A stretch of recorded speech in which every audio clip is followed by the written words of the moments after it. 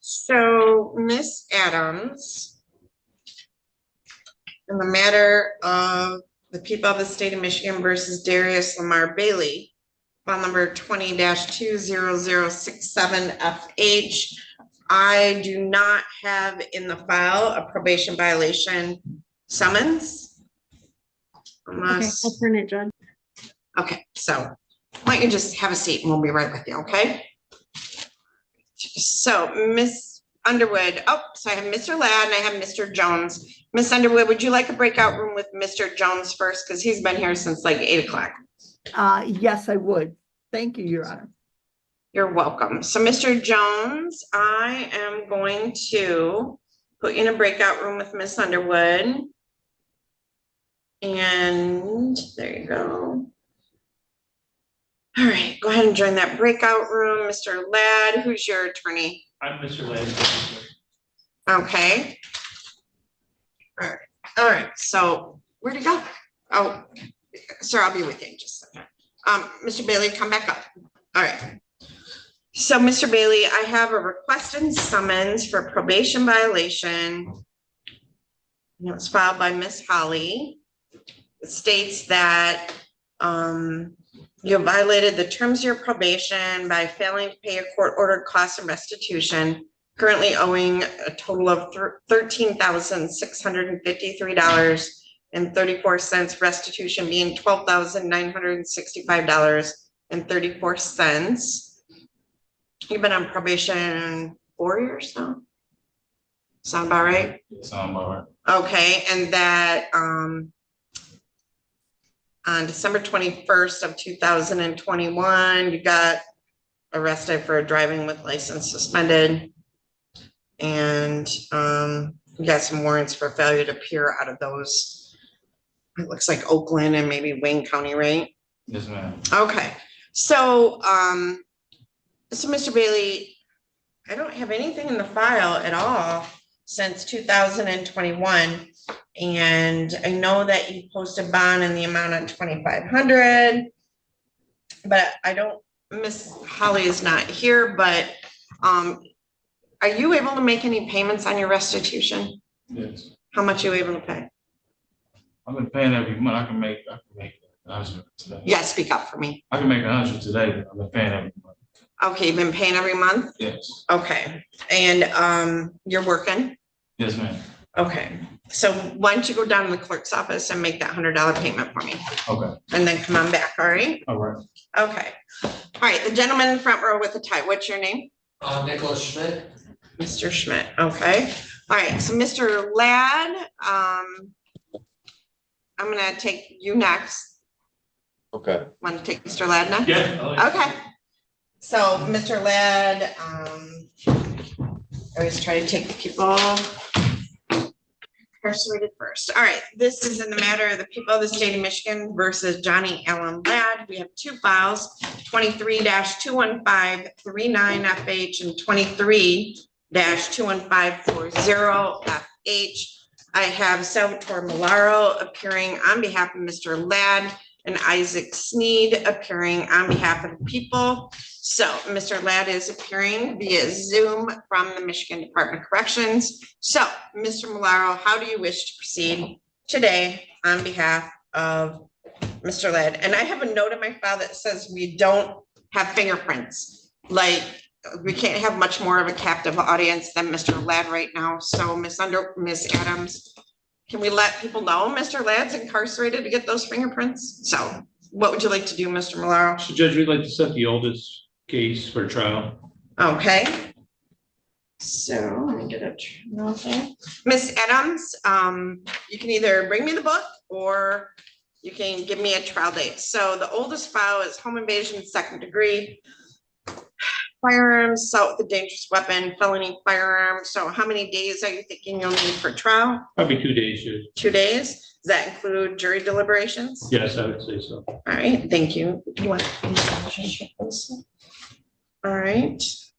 So that will be file number 23-21539. Who's your prosecutor on this file? I think it's Mr. Sneed. Mr. Your Honor, Sneed? and the people would actually request to try the other case first. It's a simpler set of facts. It may help resolve the earlier case. That's file ending 40FH. Well, we prefer the older file first, Judge, because it's the oldest file.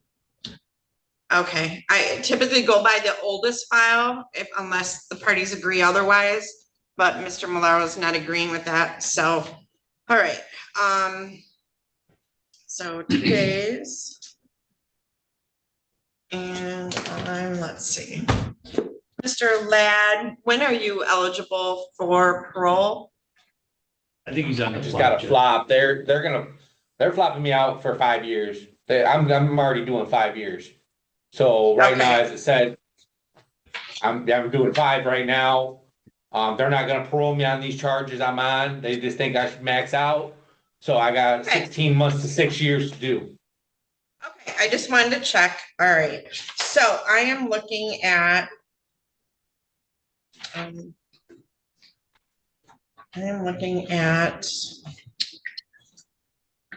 No. So, Mr. Malaro, I'm looking at, no, I can't do that. Tuesday, November 19th at 9 a.m.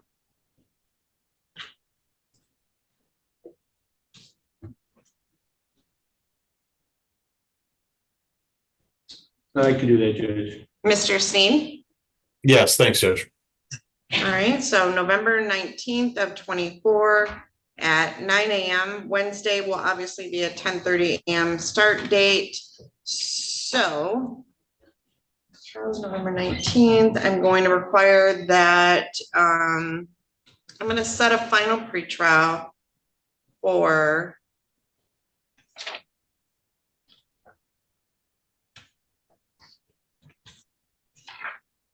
November 6th at 8:30 in the morning on both files. And let's see, November 6th. I'm going to require that jury instructions and voir dire questions be provided to the court on October 30th.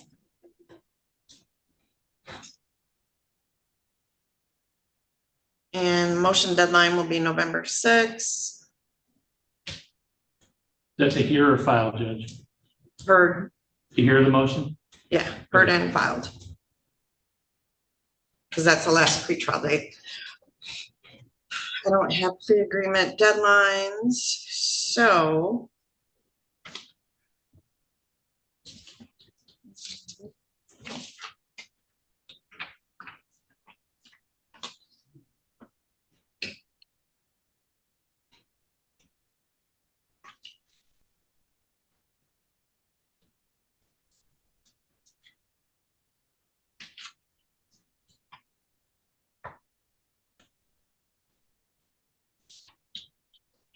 All right, so we are set for trial on November 19th at 9 a.m. I have a final pretrial as well as a filed and heard by motion deadline for November 6th of 24 at 8:30 a.m. Voir dire questions at voir dire, however you want to say it. Jury instructions are due October 30th of 2024. Is there anything else we need to address on the record? Not this time, Judge. All right. And if we get a resolve, we'll call the court. Obviously, if there is a resolution that is reached, if you want to bring him in as soon as possible, I will of course accommodate that. So anything else, Mr. Steen? No, thank you. Mr. Ladd, are you all set? Can I talk to my attorney? So he's in person, and so Okay. he can't really do that right now, but he will I just wanted to see schedule if he would time. send me papers, You want your send me paperwork, my- like, Yep, I'll get it. my court dates. Yep. Okay. yep, he said he will send that to you. All I'll thank Zoom you. with you, Mr. Ladd. Don't worry. Or come see you or whatever. right, thank you, Mr. Ladd, where are All you right. right now? I'm at Parnell Correctional Facility. Okay, so you're close by. All right, thanks, Mr. Ladd, you have a good day. Yes, thank you guys. Have a blessed day. You too. All right, so. I'm going to bring back my other MDOC, Mr. Jones.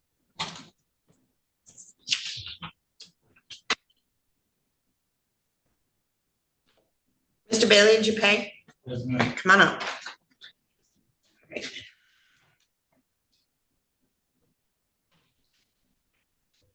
So, Mr. Bailey, also on this, you do have a right to have an attorney represent you on this and other subsequent cases. Do you understand that? Yes, Now, you don't live in Mahoney County, is that right? that's correct. So I can get a court-appointed attorney for you this morning, but I have to finish my docket. So are you able to hang out for a little bit? Yes, All right, so it'll probably be an hour or so before I can get someone to come talk to you. So, you know, you can go get breakfast across the street, go smoke, whatever you need to do, but just be back here by like 10:30 for me, all right? okay, All right, thank you. thank you. So Ms. Underwood, when we finish your dockets here and there, you can come see Mr. Bailey. All right. So I've got Mr. Jones back. Let me get Mr. Jones's file. This is in the matter of the people of the state of Michigan versus Jonathan Jones, file number 24-21842FH. Ron Underwood appearing on behalf of Mr. Jones, and I have Alexander Bayonetto appearing on behalf of the people. Mr. Murphy, I know that you have your client, and Mr. Noe is here as well, but I try to move my MDOC cases faster because I lose their windows. So, Ms. Underwood, how would you like to proceed today on behalf of Mr. Jones? This is a date time set for pretrial. Thank you, Your Honor. We have received our forensic back as to criminal responsibility. At this time, Your Honor, Mr. Jones wishes to accept the offer of the prosecution and plead guilty to count one, assault of a prison employee with no supplements, Your Honor. And we would ask the court for a HIDA to the low end of the guidelines on this case, Your Honor. Okay, do we, this is arraignment, so do you waive the reading of the felony information? Yes, we do. Okay, I did receive on August 4th, well, I received beginning of August, a criminal responsibility letter stating that they do not have the report done on criminal responsibility. But I do see back in June, the forensic examination was done. And was that done in district court? They put the order on the record? Your Honor, I have the report dated August 7th. If the court doesn't have it, Your Honor, I can forward it right now. I have a competency to stand trial report in my file that was timestamped June 10th in district court. So there was another competency report, or is that a private one, Ms. Underwood, or? No, this is a criminal responsibility report. All right, I do not have the criminal responsibility report. It doesn't become part of the file. The last thing I had was an August 2nd letter saying we're working on it. But at this point, Mr. Jones is going to avail himself of the plea offer, right? Correct. All right. So, With the COBs to the low end of the guidelines, Your Honor. okay. So I'm cobbing to the low end of the guidelines, is what you're telling me? I'm asking. Okay. Usually you just tell me. All right. I asked. Okay. So Mr. Jones, you want to raise your right hand? Thank you. Do you solemnly swear or affirm to tell the truth, the whole truth, and nothing but the truth? Yes. Okay. Can you state your full name for the record for me? Jonathan Jones. All right. So Mr. Jones, you've heard the statement of your attorney and the prosecuting attorney. Is it your intention then to plead, let's see here, you said plead guilty to count one. So is it your intention to plead guilty to count one, assault of a prison employee, which carries a maximum penalty of up to 5 years in prison and or a $2,500 fine with the agreement that you would be sentenced to whatever the low end of the guidelines are. Is that your intention? Yes, will I be able to plead no contest though? Is it no contest, Ms. Underwood, or not? We or hadn't no? discussed no contest, Your Honor. Mr. Banetto, do you have any preference? Does it matter to Your Honor, you? as long as there's a basis for it, I have no objection. Okay, and so Ms. Underwood, Mr. Jones, you're requesting a no contest because of lack of memory, right? Yes. Ms. Underwood, good. Any objection to that, Ms. Underwood? No, Your Honor. All right, so is it your intention to plead no contest to count 1 assault of a prison employee? Yes. All right, are you satisfied with Ms. Underwood as your attorney and the advice that she has given you? Yes.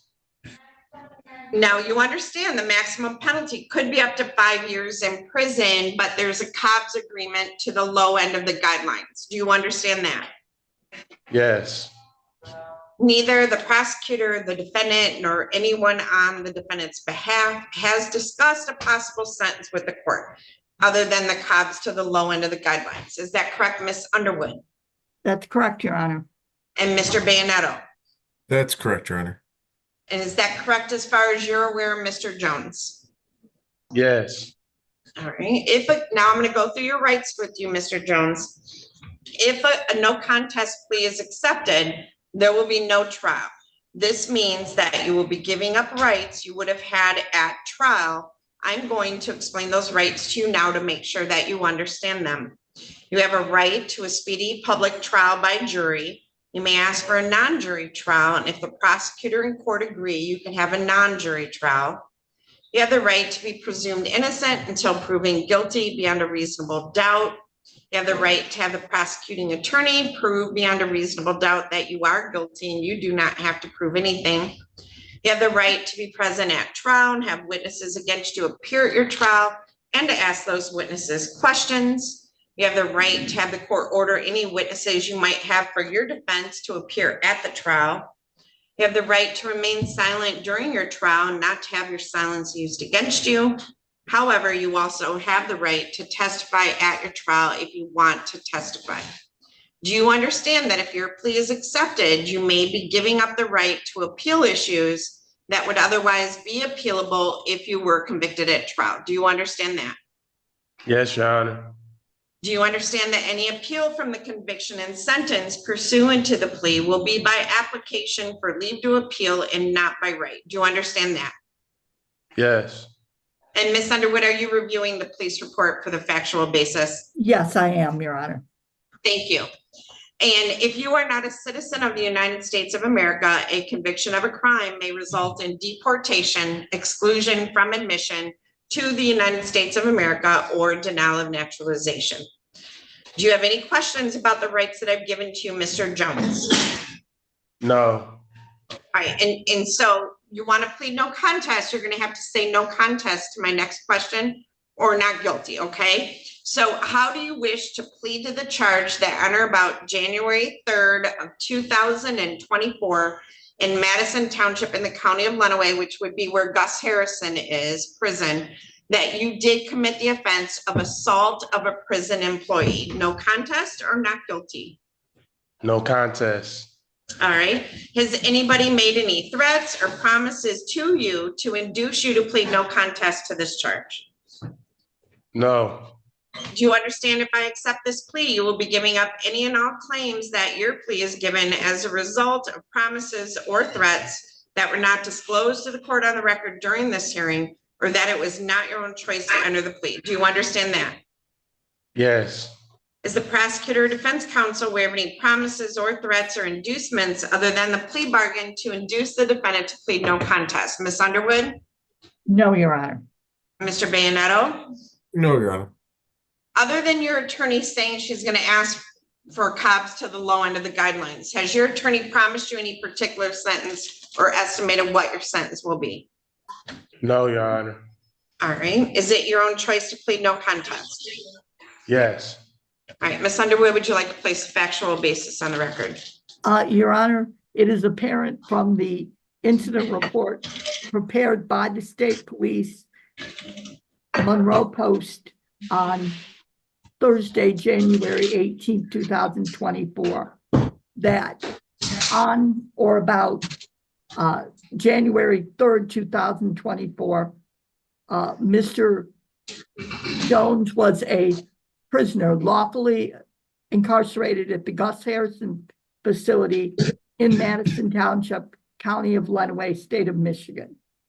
At that date and time, Mr. Jones struck Corrections Officer Thomas Marr in the head, Your Honor, without Mr. Marr's permission, and obviously without his permission. We believe that constitutes the assault created in this matter, Your Honor. Mr. Bayonetto, would you concur? I would, Your Honor.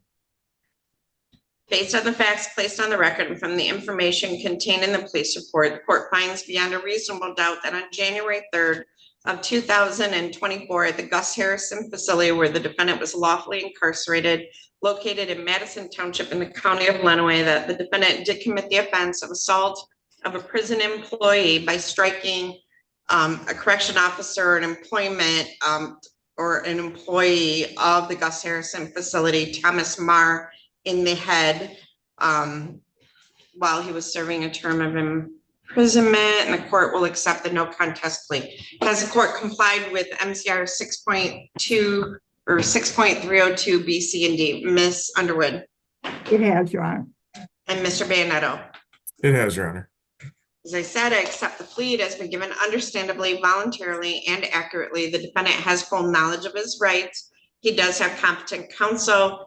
This court has made no agreement regarding the possibility of a plea or possible sentence in this case with the prosecutor, the defense attorney, the defendant, or anyone acting in interest of either of them other than the Cobb's agreement.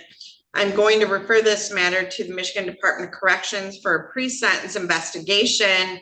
And so Mr. Jones, somebody from the Michigan Department of Corrections Probation Department is going to reach out to you to do a pre-sentence report. So they're going to ask you questions about your background. They'll get some of the information from your prior PSIs. You pled no contest, so you do not have to make a statement about the events that occurred. Do you understand that? Yes. And where are you currently located? Marquette Branch Prison. All right. Great, Marquette. So, Mr. Jones, do you want to appear for sentencing via Zoom or in person? Zoom. All right, so we'll set that via Zoom. Mr. Stevenson, do you want to chat with Mr. Jones, or is that all the information you need? I just need his MDOC number. His MDOC number. Can we have your MDOC number, please? 619-879. All right. Now, Mr. Bayonetto, there is no supplemental information on this felony information, and I'm assuming he does have a prior felony or wouldn't be up in Marquette prison, but if there were, those would be dismissed as well, correct? Correct, Your Honor. All right, is there anything else? Never mind, okay. Nothing All else, right, Your Honor. All right, so Mr. Jones, we'll see you back on that day, okay? Thank you. Judge Your Honor, Stokes I has tried to sent send me- the, What is Sorry. that date again, Your Honor? September 27th at 8:15. What were you gonna say, Mr. Bayonetto? Your Honor, I tried to send the criminal responsibility to Ms. Adams. It's saying our file's too large, so I will bring a copy of that up to your office There today. should be a copy across the hall somewhere that the forensic center would have sent to me, I hope. So, but I appreciate you sending that up in our office mail. Okay, no problem. Mr. Jones, you're all set. Thank you. All right. All right, so Mr. Malaro. Daniel Simmons. Yes. I have Mr. Simmons.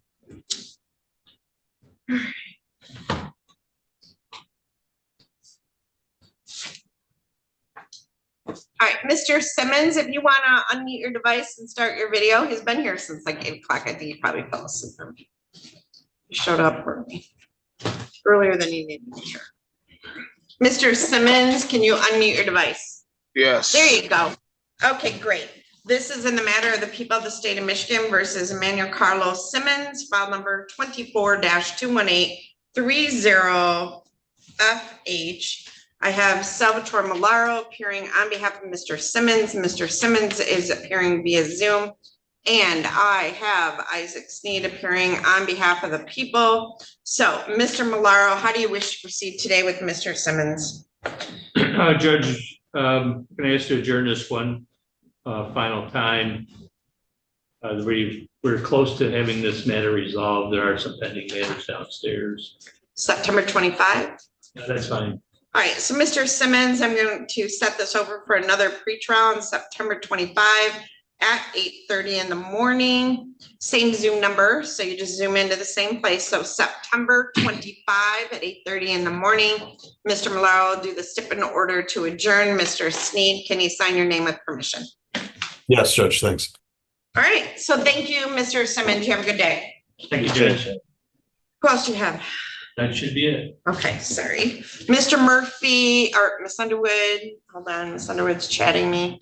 I'm just gonna come over, blah, blah, blah. Miss Underwood, okay, so, and I have not, I'll call Mr. Ott, Miss Underwood, but I don't have I saw MDOC. him, I thought I saw him on the screen, No, that was Johnny Ladd. the MDOC bald gentleman.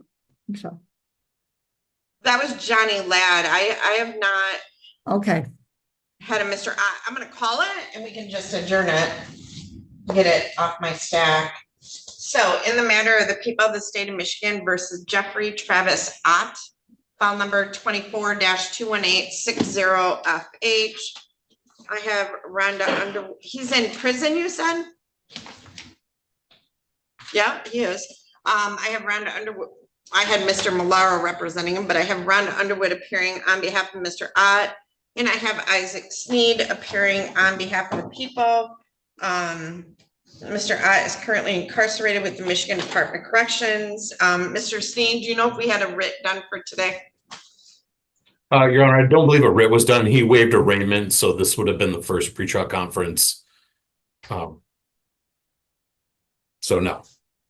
Okay, so Ms. Underwood, I need at least a couple weeks to get a writ processed and get him here. So I'm going to adjourn this to September 18 at 8:30 in the morning. And Mr. Sneed, your office can prepare the stipend order to adjourn to that day. And Ms. Underwood, can you sign your name with permission? he can, Your Honor. All right, very good. And hopefully we can get Mr. Ott back. All right,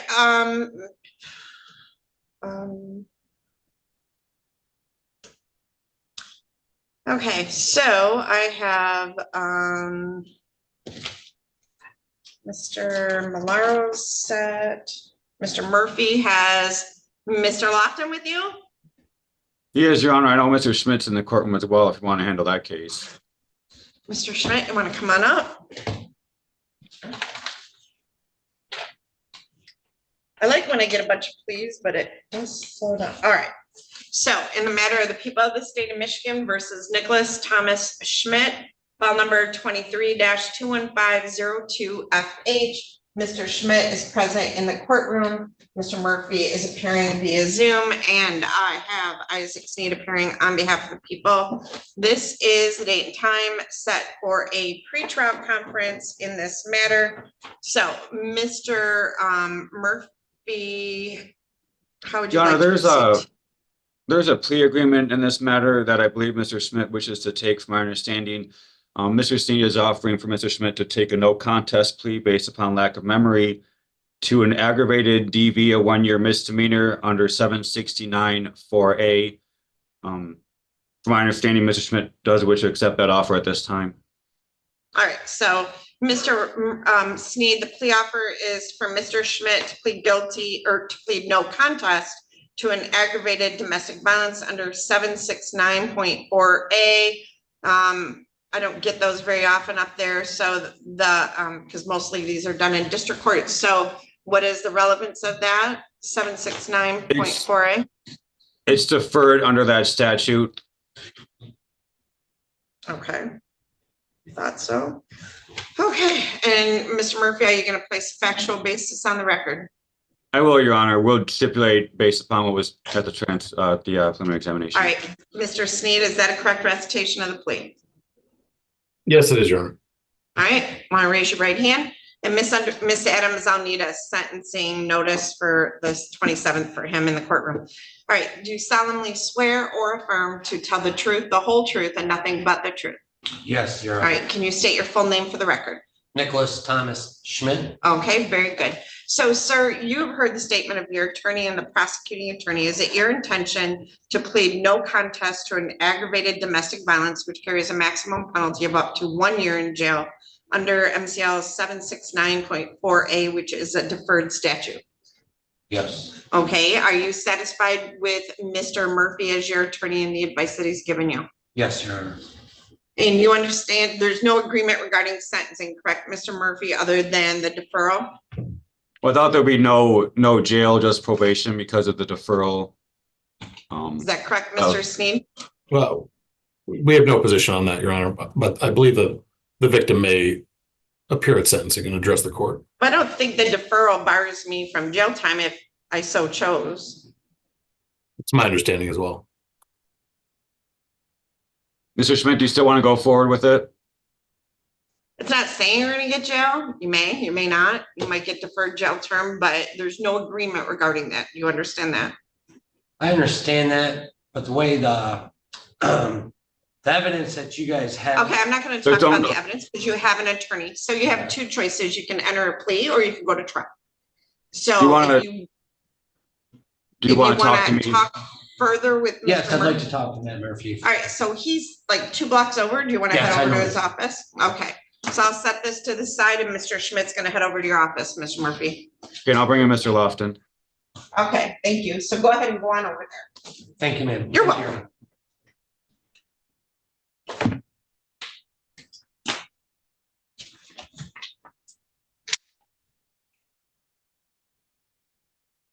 Mr. Dagger Margosian. He's still here. Oh, I lost Mr. Dagger Margosian. Okay. Right, so I don't have the attorney from Ms. Stein-Welde still, so. All right, Mr. Glazier. Yes, Your Honor. All right, so.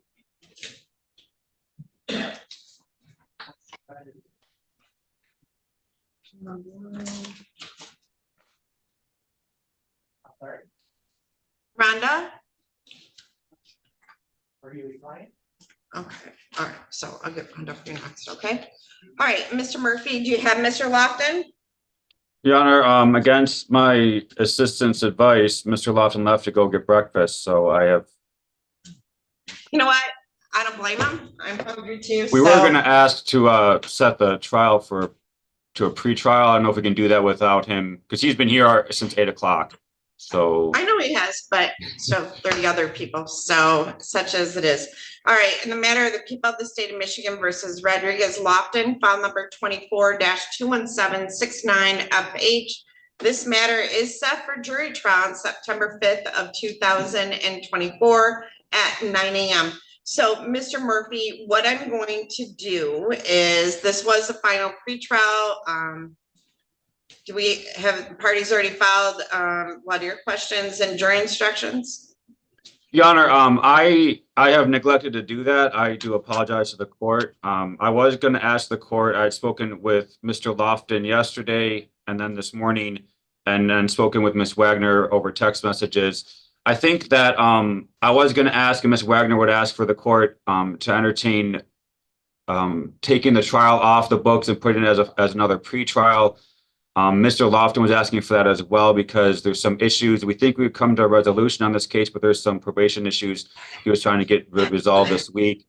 We also, I don't believe this case has been pending for a very long time, so it's not an issue of length here for us again. So we're asking the court to consider that. Again, Mr. Lofton, I don't believe he's a flight risk pending, for adjourned for the trial. No, he's not a flight risk. Well, I mean, kinda, because he gets R&Os all the time, but, it's a Thursday. I can set him for pretrial on. Right, Miss Wagner, I can take the trial date off. But I'm gonna set it for a pretrial on September 11. Would that be all right? Yes, that's fine, Judge. Thank you. Okay, so Mr. Murphy, I will take the trial date off. And then I will set a pretrial for September 11th at 8:30 in the morning, and you'll do the stip in order. Can you do an order removing, setting aside the trial date and also setting a pretrial for that day? Yes, Your Honor. And Ms. Wagner, can he sign your name with permission? We're not getting audio. Did you get a new laptop too, between you and Mr. Malaro? We don't get audio. I did. Is that fine with you? Fixed though. Can you hear me now, Judge? Yeah, it just, I don't know. Yeah, I barely. thought my audio issue was fixed, but yes, it's fine that he signed my name. Thank you. All right, and trial for 9/5 removed. Okay, all right. So thank you, Mr. Murphy. Rhonda Underwood, I have Mr. Canablo. So I want to come on up.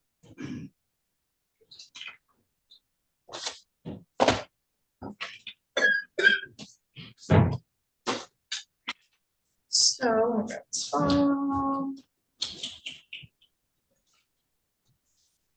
this is in the matter of the people of the state of Michigan versus Javon Joshua Canablo, file number 24-21868FH. He's here today in person. I have Rhonda Underwood appearing on behalf of him. This is the date and time set for pretrial, and I have Alexander Bayonetto appearing on behalf of the people. So, Miss Underwood, how would you like to proceed?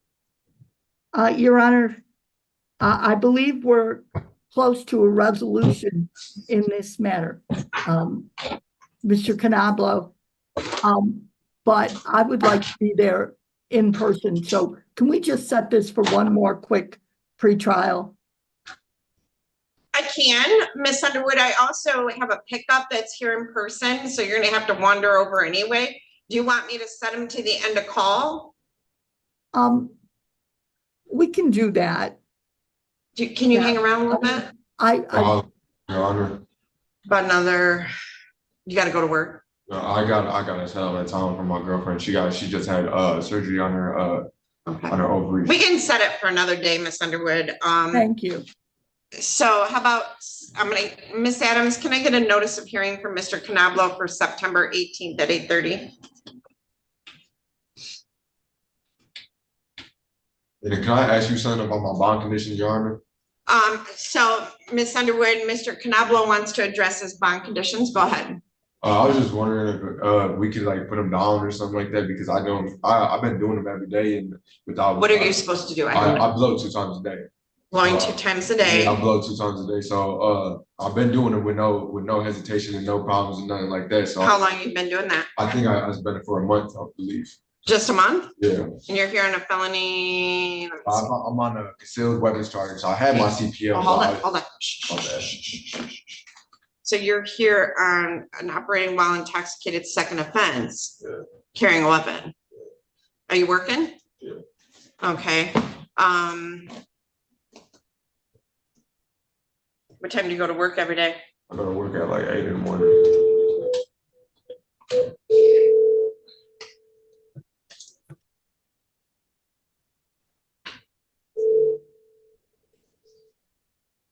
Ms. Adams, is Mr. Coast here today? I believe so. I thought I saw him earlier. I reached the phone of All right, and where do you do them? Mr. Coast is assisting with interviews and juvenile. Hold on, everybody's talking at the same time. Thank you, Miss Sierra. I just remembered that. You do them? During the week, I come here at 11 o'clock, and then at nighttime and during the weekend, I go to the sheriff's office at 11 o'clock. Okay, so I'm gonna set them. What time do you go to work? I go at 8. Where do you work at? I work for leaf and gutter guards Okay. in our. All right, so I'm going to change this, that you test one time a day, early in the morning before you go to work. So you're gonna have to work with Mr. Coast on that, Darren. I don't know who it is, so I don't know.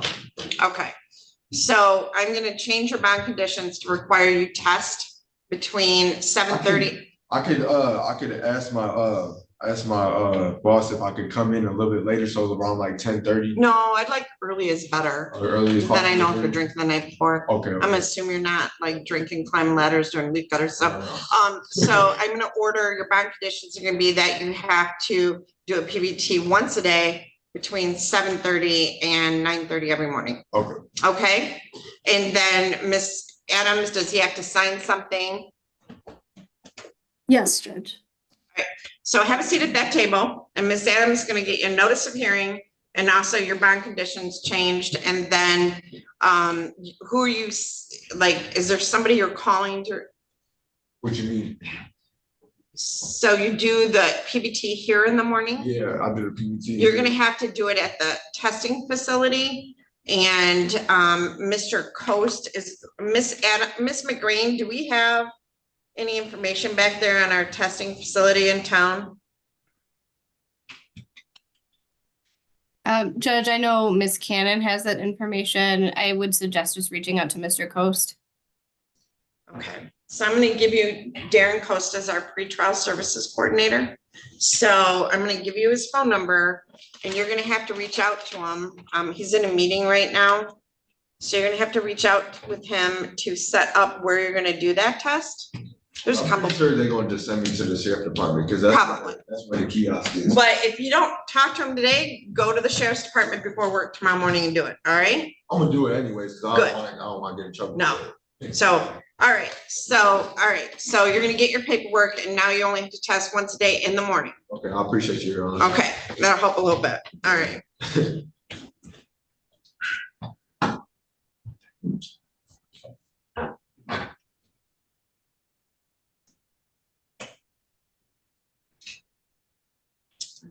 So we'll do the notice on that. All right, Ms. Underwood, we'll do the notice on that, Ms. Underwood, because he's here in person. So, Mr. Murphy, do we have, no, you were gonna talk to Schmidt, Brian Fry.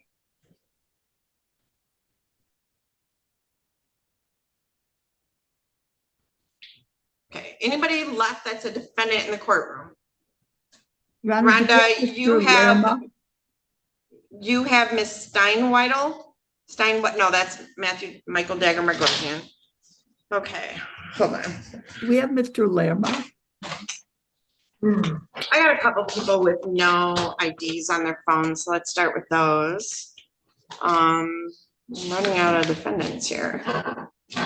Mr. Noe, you ready? I'm ready. Who's your client? Mr. Eli, Mr. Eli? senior waiting room.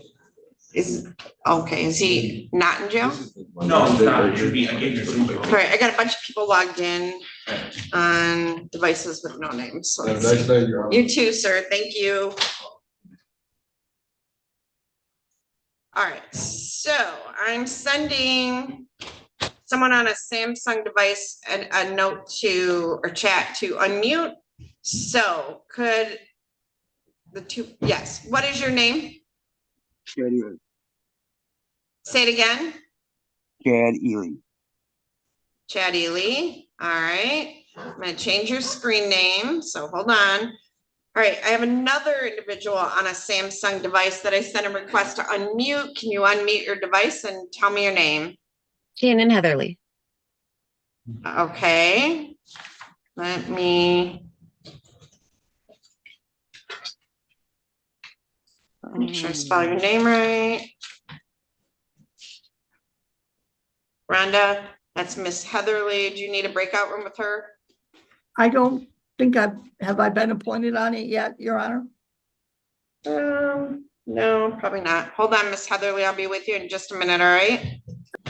All right, and there's somebody on a galaxy. I don't know who they are, so they're connected. All right, this is in the matter of the people of the state of Michigan versus Chad Matthew Eley. I have Charles Noe appearing on behalf of Mr. Eley. And I have Alexander Bandetto appearing on behalf of the people. This is a date and time set for pretrial. So Mr. Noe, how would you like to proceed? Your Honor, this matter, I think we'd like to get put on the trial calendar and have a final pretrial set as well. Okay. So Mr. Eley is currently charged with criminal sexual conduct, 4th degree. Has there been a plea offer made in this file yet at all? Or? There has been, yes. Okay, can I, for the record, have it?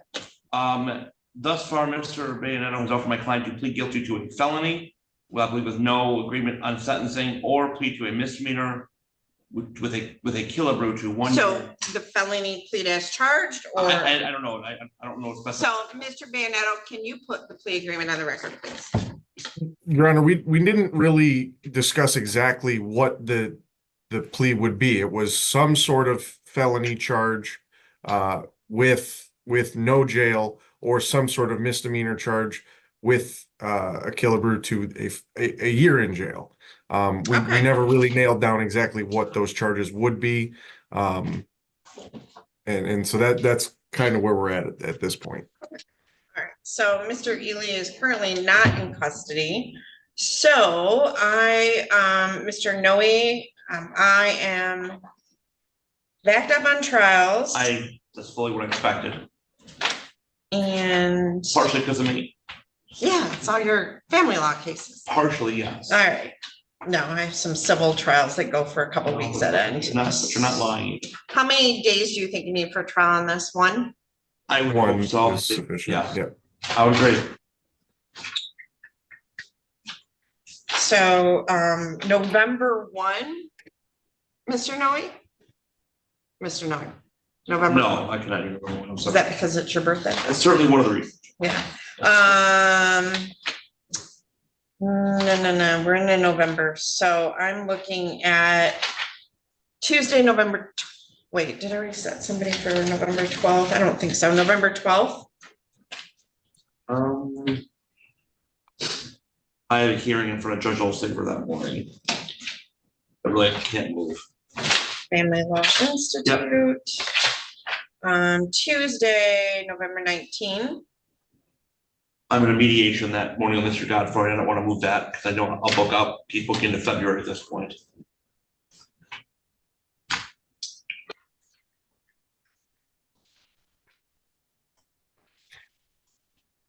November 26th at 9 a.m. I'm good with that. Mr. Bandetto? That works for the people, Your Honor. All right, so I will set a trial date of November 26th of 24 at 9 a.m. We'll set a final pre-trial date for November 13 at 8:30. Is that all right, Mr. Noe? Just one moment, please. Yes. All right, I'm going to make November 13 the motion deadline for all motions, including motions in limine, and then I'm going to require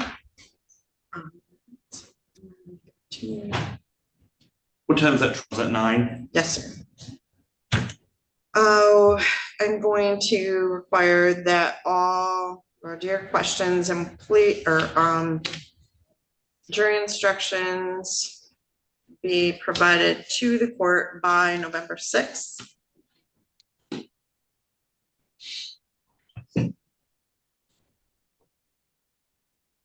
Okay, it's a one-day trial. All right, is there anything else we need to address on the record with Mr. Eley? Not that I'm aware of, Judge, no. All right, we will get a copy of this out to the attorneys. And Mr. Eley, we will see you back on November 13th at 8:30 in the morning for a pretrial. Yes, ma'am. All right, thank you. Thank you. Thank you, Your Honor. Do you have another client in the courtroom, or that's your, That's it. just your intern? Yeah, that's right. Okay.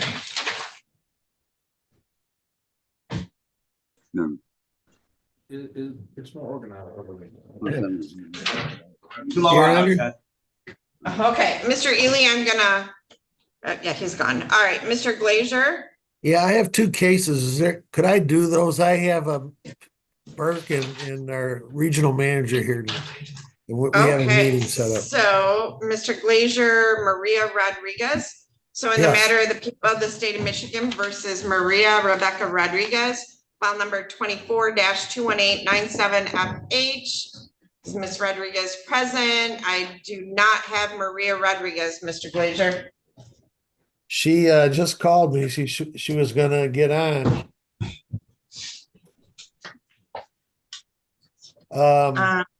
Let's see, hold on. Let's see if she did. No. No. So then you have Jason Smith. Yep, is he in custody or no? Last I knew he was, Your Honor. Or he was in custody? Oh, let me call the Joe.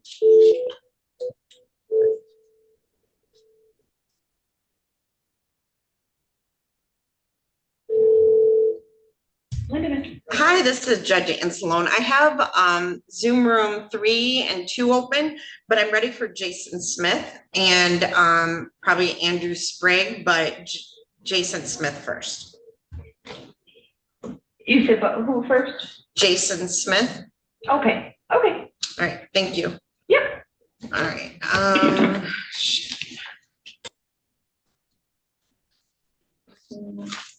All right, Mr. Murphy, you ready on Schmidt? Yes, Your Honor. Let me get his file. You All right, in the matter of the people of the state of Michigan versus Nicholas Thomas Schmidt, file number 23-21502FH. We are back on the record. Mr. Murphy, you've had a chance to speak with Mr. Schmidt. Yes, Your Honor. He's right here in my office. I just didn't move the chair around. He does not wish to accept the offer, so we're going to continue the trial, which it's scheduled on September 4th, which is the same day as David Vickory, which is today as well for pretrial. So Mr. Schmidt's is the older file, so that's the one that's going to go on September 4th. Okay, so Mr. Murphy, jury instructions and voir dire questions were due on August 7th. Have they been filed? I don't usually do voir dire questions. I don't have any specific. I thought I had filed jury instructions a while ago. I'll double check, and if I'm incorrect on that, I'll refile them because it's just one count. Okay. All right, and the motion deadline was today, so there's no motions. So trial is set for September 4th of 2024 at 10:30 a.m. I expect the parties to be present in the courtroom at least by 10 a.m. And the people, have they filed their jury instructions? And Thought they had. Your Honor, I would have to double check the file. If not, we'll get those filed this week.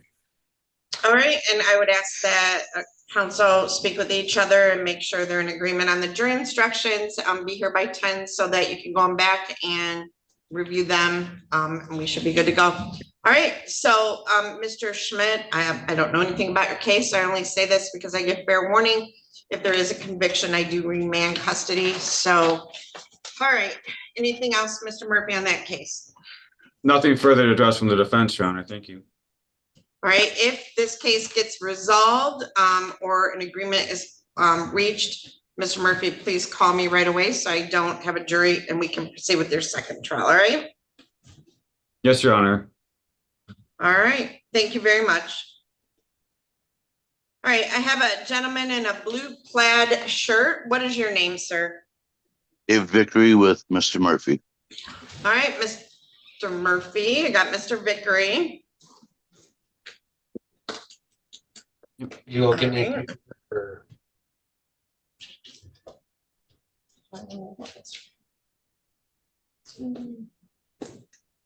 All right, this is in the matter of the people of the state of Michigan versus David Lee Vickory, file number 23-21617FH. I have Matthew Murphy appearing on behalf of Mr. Vickory and Amanda Wagner appearing on behalf of the people. This is the second scheduled trial on September 4. The plea offer in this case was plead no contest to an aggravated assault, receive 1 year probation, fines and costs, and no jail term. If he was convicted at trial, he'd be facing a maximum penalty of up to 4 years in prison, as well as a 2-year penalty on the felony firearm. So, Mr. Murphy, how do you wish to proceed today with Mr. Vickory? Well, Your Honor, he is set for trial again on September 4th. And I mean, I can't prepare 2 trials on the same day. I'm preparing Mr. Schmidt's trial. I mean, I guess with Mr. Vickory's trial, well, the court hopes that we can come to a resolution on Mr. Schmidt's. Again, I'm not able to divide and prepare for both trials on the same day. I believe both trials are going to ultimately go. We've had discussions with Mr. Vickory on Mr. Vickory's case up until yesterday. And from my understanding, he wants to go to trial. He doesn't want to accept a plea. So I guess, I don't know if we can, again, I'm not going to be able to prepare for both Mr. Vickory and Mr. Schmidt's trial. Won't be prepared for him. So I guess if we could keep it on as a pretrial that day and go forward from there. Again, I don't think I'm doing service to both my clients preparing for both trials on that same day.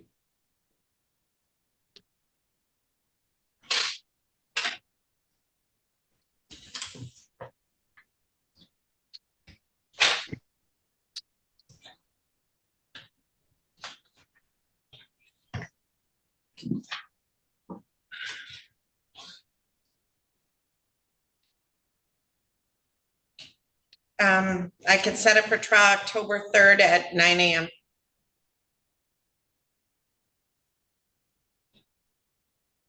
Would that be okay with you, Ms. Wagner?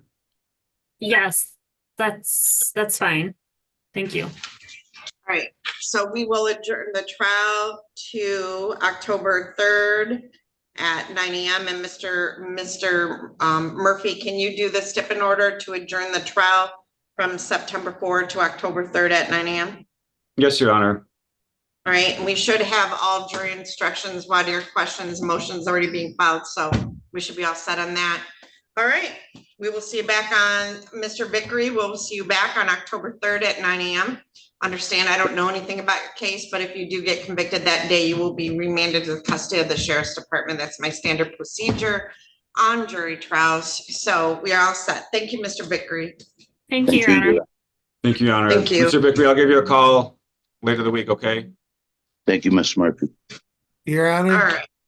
Yes, Mr. Glazier. I got a I have- Samsung device that just popped in. It might be Miss Rodriguez. no, she's not. She can't get on. I've got her on my speaker phone right now so she can hear us. I was going to Okay, ask. so if in the maybe- matter of the people of the state of Michigan versus Maria Rebecca Rodriguez, file number 24-21897FH. I have John Glazier appearing on behalf of Miss Rodriguez, and I have Isaac Sneed appearing on behalf of the people. I have a lady on a Samsung. What is your name, please? Shannon Heatherly. Okay, just hang out for a minute. So Mr. Glazier, how would you like to proceed with Miss Rodriguez? Your Honor, what I'd like to do is adjourn it either a week or as quick as you can do it. And we'll do the next one by Zoom, but Miss Rodriguez is going to come into my office and we'll both do it by Zoom here at my office. All right, I don't have anything available in a week or two. My next available is September 18th at 8:30 in the morning. What date was that? September 18th at 8:30 in the morning. Miss Rodriguez, did you hear that date? Well, Mr. Glazier, if you have her on speakerphone, it's an arraignment. Do you waive the reading of the felony information? Yeah, we'd waive the reading of the felony information, ask for a pretrial, Your Honor. And you're asking for me to enter a plea of not guilty on behalf of your client? That's correct. All right, and so September 18th at 8:30 in the morning, or do you want a pretrial farther out? No, that's fine. All right, so we'll do a pretrial September 18th at 8:30 in the morning, and my staff will do the notice of hearing because it's an arraignment day. All right, so. Let me make sure, Miss Rodriguez, you got that date? December 8th? No, it's September 18th at 8:30. And you're gonna do it right here in my office. You're gonna come to my office and we're gonna do it by Zoom from my office. Do you understand that? Yes, I do, Jen. Yeah, and if you don't show up, they're gonna issue a warrant, so make sure you're here. All right, All thank right. you. And Mr. Glazier, I have your gentleman from the jail. So I have, are you Jason Smith? Yes. Okay, very good. So this is in the matter of the people of the state of Michigan versus Jason Lynn Smith II, file number 24-21863FH. I have John Glazier appearing on behalf of Mr. Smith, and I have Isaac Sneed appearing on behalf of the people. I do have a letter dated July 2nd of 2024 from Darren Coast. It is a pre-trial assessment. Let's see, he was released from jail. It said Mr. Smith is facing 6 felonies involving a computer and possessing child sexual materials. Mr. Smith scored a 3 on the pre-trial assessment, which puts him at the low moderate end of failing to appear for court or reoffending. He does work full-time at Martin Rea. He was renting a room at the Adrian Inn prior to his arrest. His bond is $300,000. His parents are trying to get the 10% so they can go through a bail bondsman. Should he post bond, I feel it's appropriate. He have a GPS tether, no access to social media or computer, including a phone with computer capabilities. So Mr. Glazier, this is the date and time set for pretrial. How would you like to proceed on behalf of Mr. Smith? I need to talk with Mr. Smith for a second, Your Honor.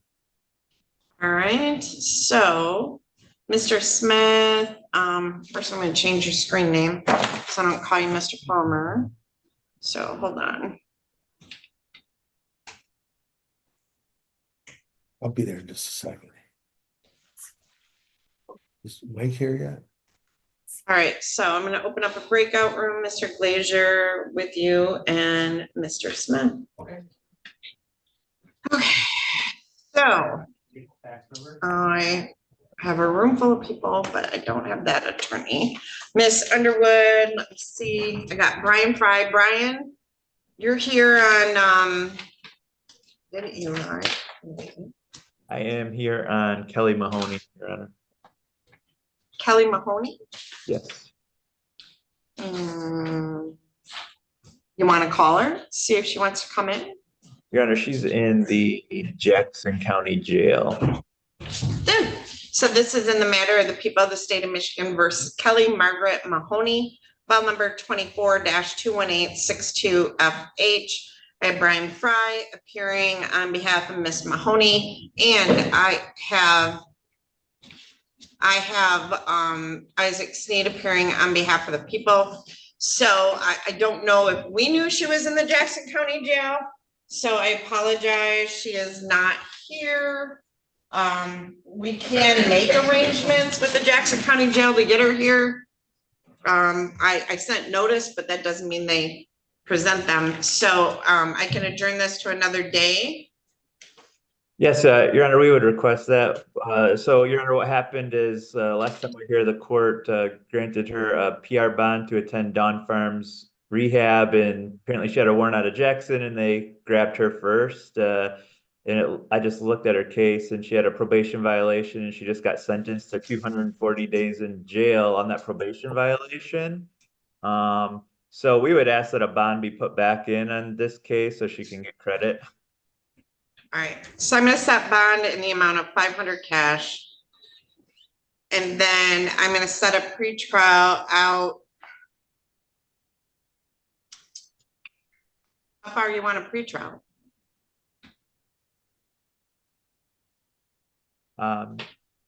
Doesn't matter to me, Your Honor. I mean, she's going to be in. She's not going anywhere. How about October 23rd at 8:30? That works for me. And then I will make a note that, I don't know if we do a writ or Miss Adams, do you usually do that via email with the local jails? I can try, Judge. I thought prosecutors did that, but I can try it. Okay, I wasn't sure. So Mr. Sneed, can we get a writ for a Zoom appearance? Yes, Your Honor. Okay, so very good. All right, that takes care of Mahoney. All right, and Mr. Glazier, back with Mr. Smith. Yes, Your Honor. Your How Honor, would you he's like gonna to plead proceed? guilty, if I could, Your Honor, he's gonna plead guilty to counts 1, 2, and 3 with the understanding that 4, 5, and 6 would be dismissed. I don't remember if there's a habitual on here. No, there isn't a habitual. Okay, and Mr. Sneed, he's done the guidelines. I don't know whether they're right or not, but he thinks they're 51 to 85, and he said he would agree to the low end of the guidelines as a sentence. I haven't been able to confirm what the low end is, but it's probably close. Isaac probably's got as good ideas. So there's a killabrew to whatever the low end of the guidelines are, Mr. Sneed. If I could just have one moment to bring up the plea form. Yeah, I don't have that.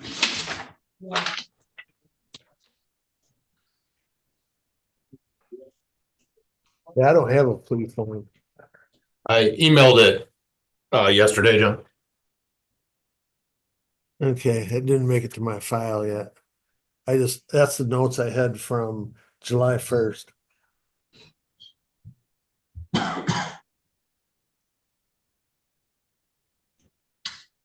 All right, Mr. Awuda-Coker and Miss Underwood. Oh, I lost Miss Underwood. Okay. Yeah, that is the agreement, so I'm prepared to proceed if Mr. So Glazier. killabrew to low end of the guidelines. All right. Okay. So, Mr. Smith, you want to raise your right hand?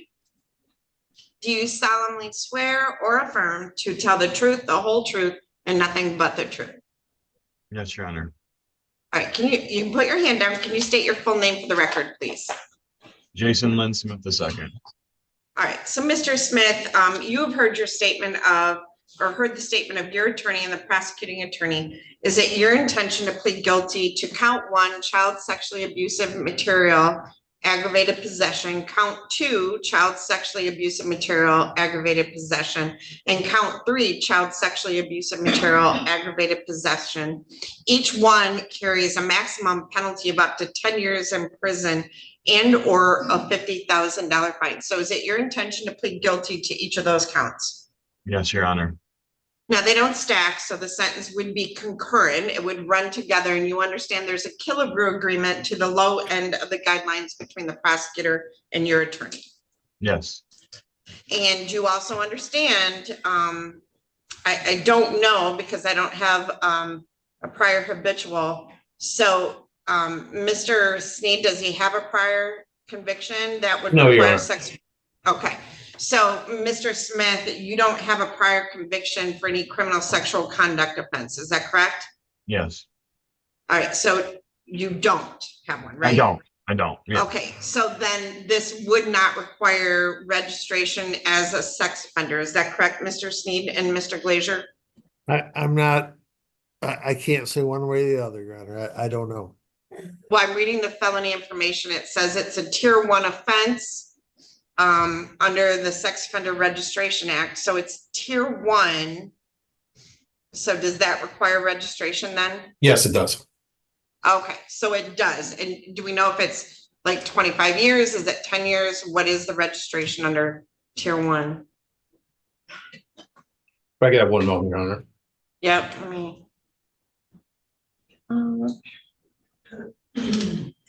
So it will require.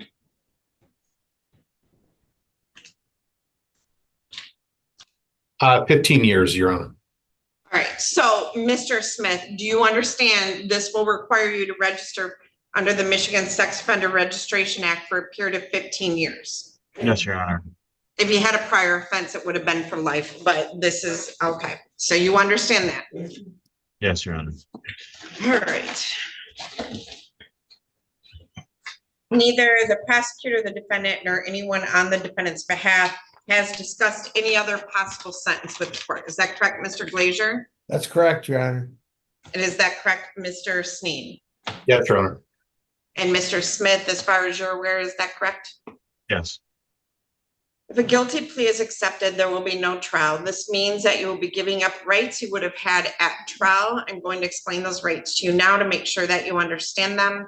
You have a right to a speedy public trial by jury. You may ask for a non-jury trial, and if the prosecutor and court agree, you can have a non-jury trial. You have the right to be presumed innocent until proven guilty beyond a reasonable doubt. You have the right to have the prosecuting attorney prove beyond a reasonable doubt that you are guilty, and you do not have to prove anything. You have the right to be present at trial and have witnesses against you appear at your trial and to ask those witnesses questions. You have the right to have the court order any witnesses you have for your defense. I'm sorry, you have the right to have the court order any witnesses you have for you. What, Mr. Glazier?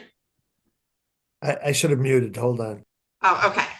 I'm going to do it again. So you have the right to have the court order any witnesses you have for your defense to appear at the trial. You have the right to remain silent during your trial and not to have your silence used against you. However, you also have the right to testify at your trial if you want to testify.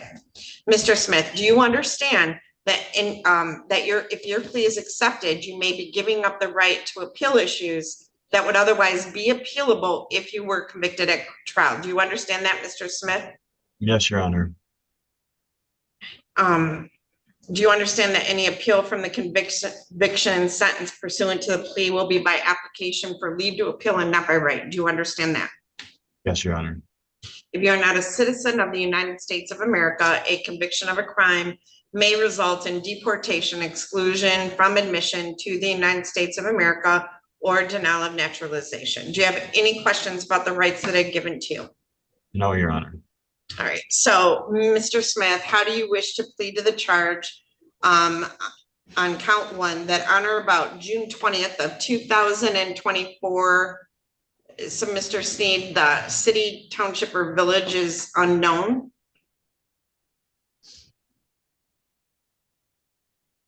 It is the city of Adrian, Your Honor. I'm not All right. sure why that's not Okay. specified. Okay, so on June 20th of 2024 in the city of Adrian in the county of Lenawee, that you did commit the offense listed under count one, child sexually abusive material, aggravated possession, guilty or not guilty? Guilty. And under count two, child sexually abusive material, aggravated possession, guilty or not guilty? Guilty.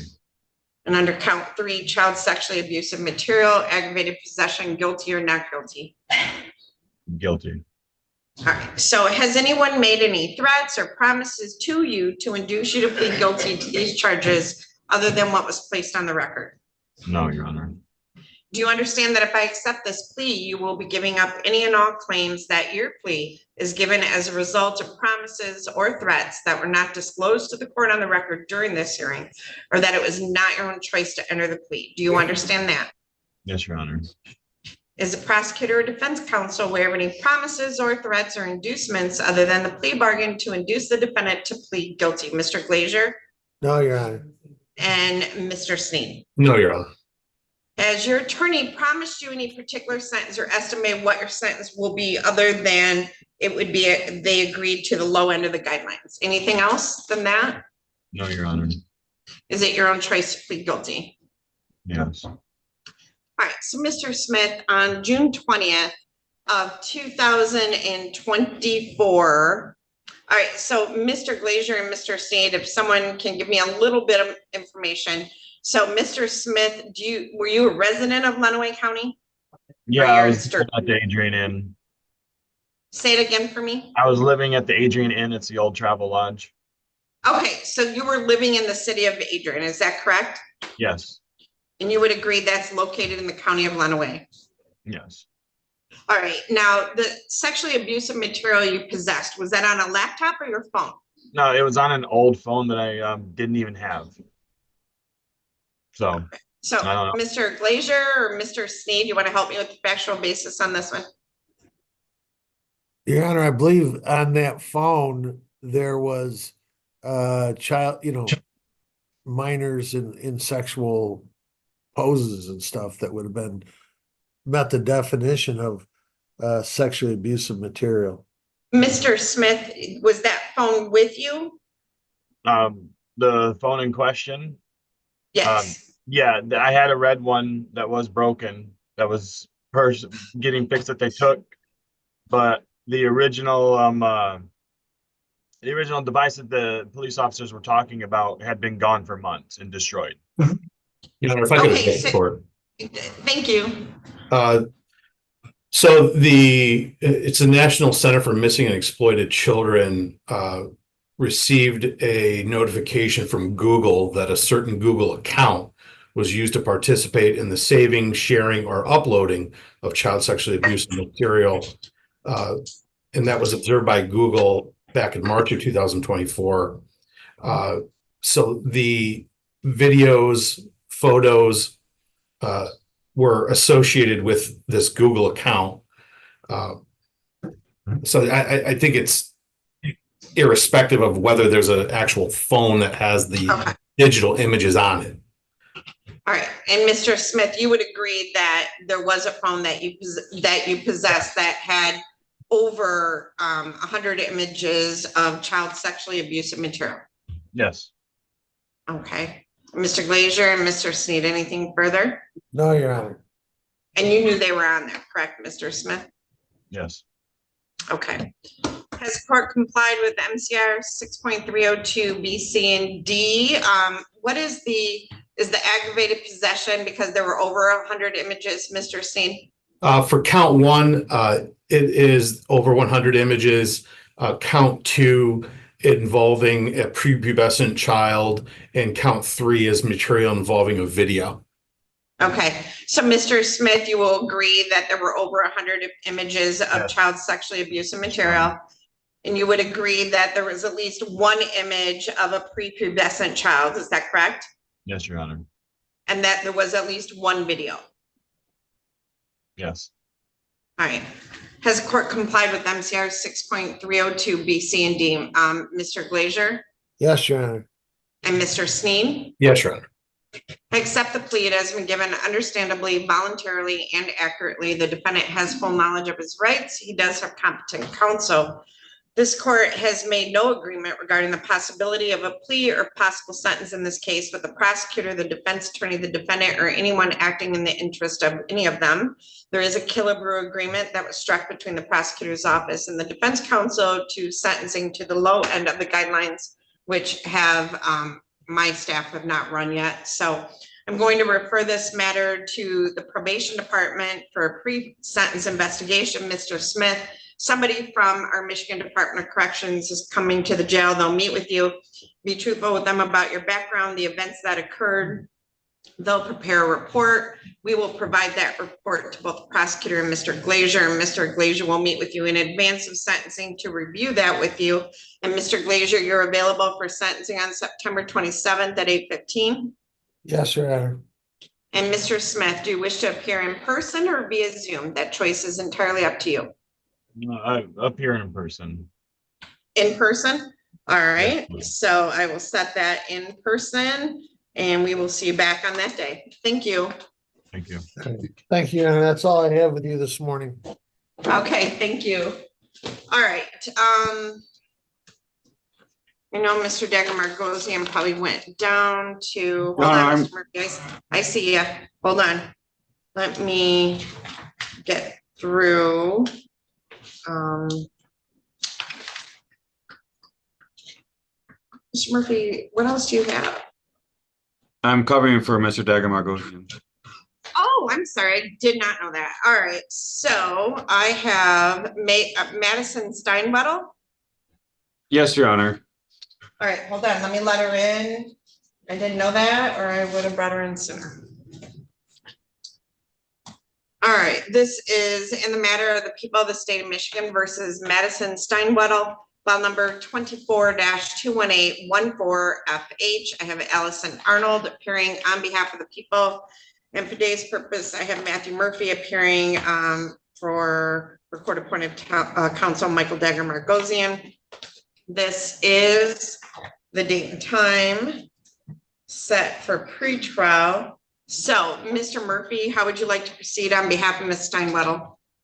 Your Honor, Mr. Dagger-Margosian asked, he wants to set up a COBS conference with Your Honor and with Ms. Arnold I believe, so he was asking if I could ask to adjourn this for maybe 4 to 6 weeks, and then he'll arrange that with the court at a later time later today.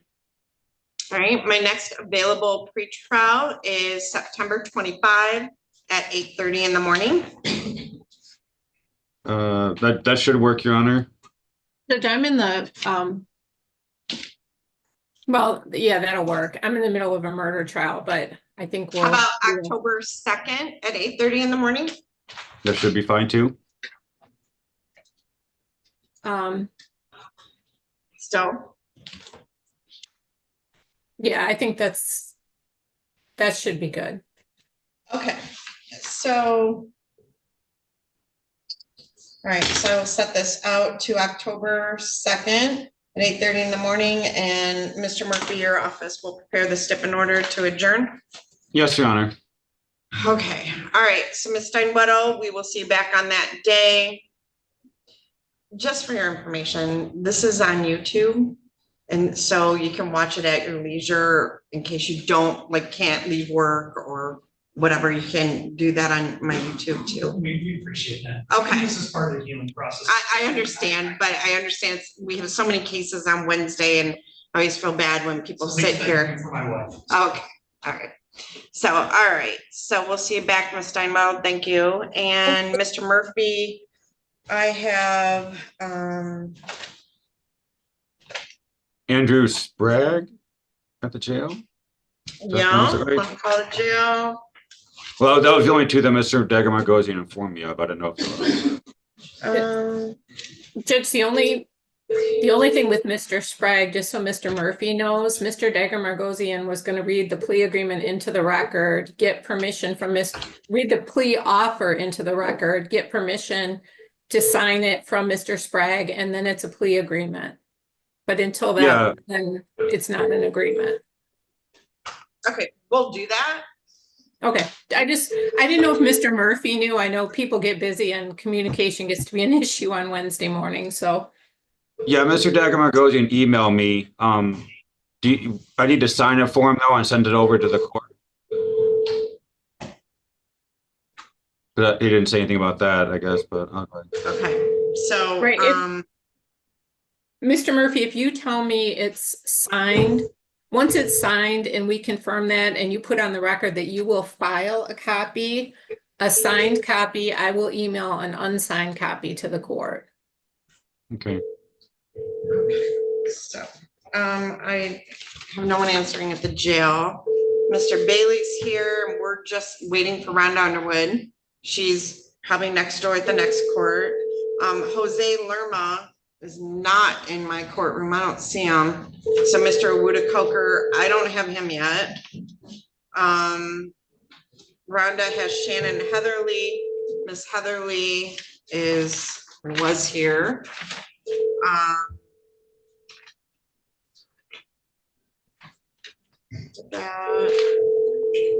Okay, so Christopher Spalding is not here, but he's always here. So we're gonna take like a 2-minute recess or 3-minute maybe, and I'll be right back.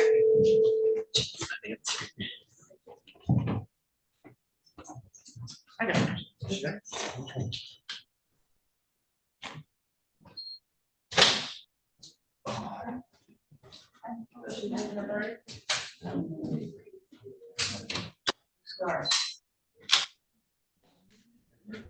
I think I'm right. Right.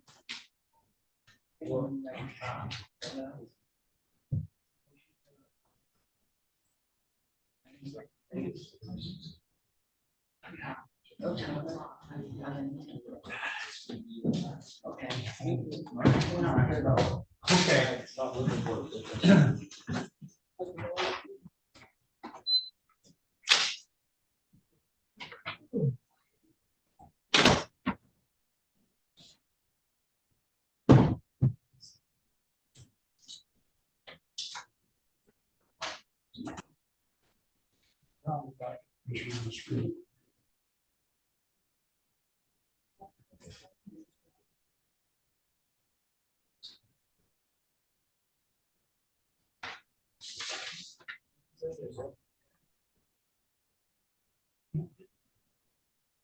There must have been data sent on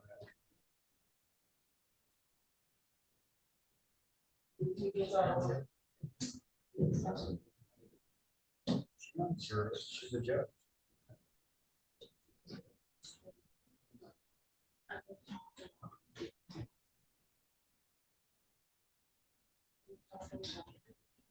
Yeah, motion.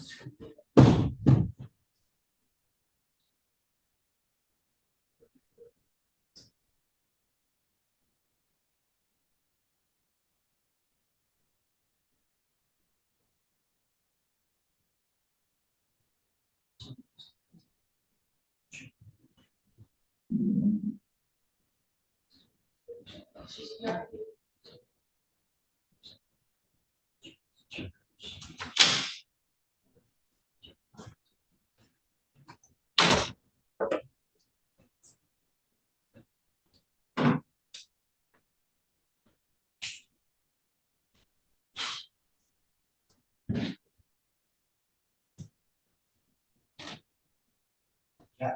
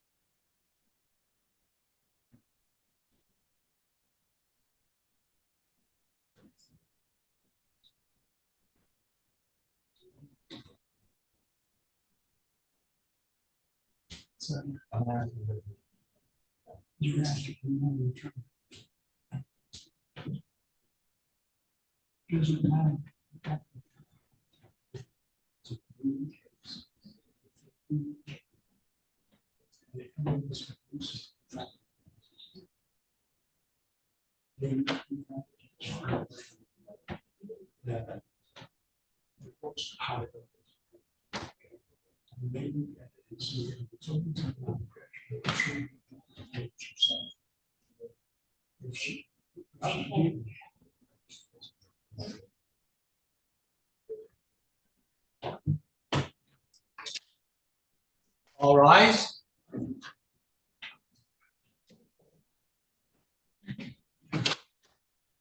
You can sit. All right, I got a jail Zoom.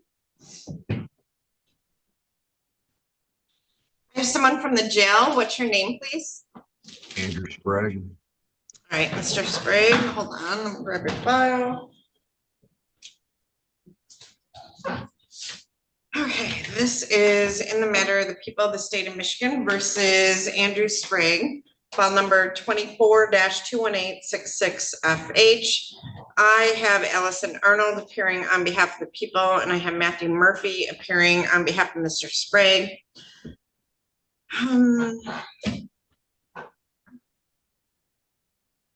All right, Your Honor, Mr. could I have Spragg was, hold on. Break out with Mr. Spragg. There is a July 10th pretrial assessment that was performed by Darren Coast.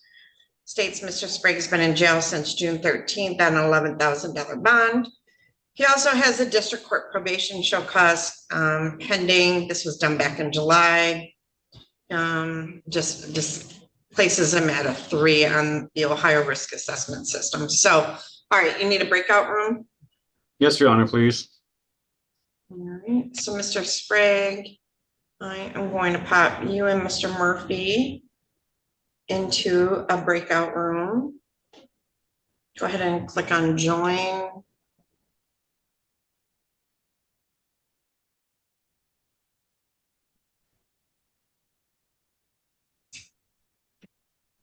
Okay, so.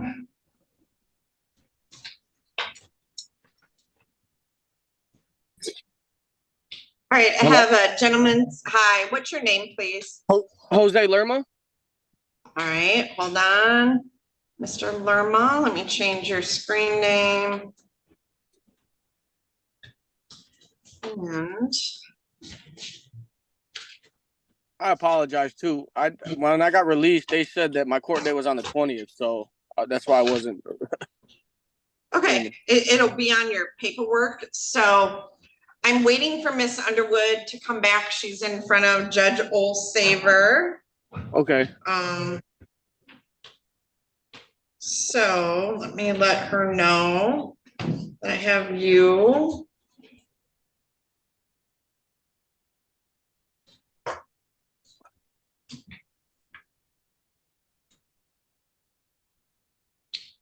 And what's your name?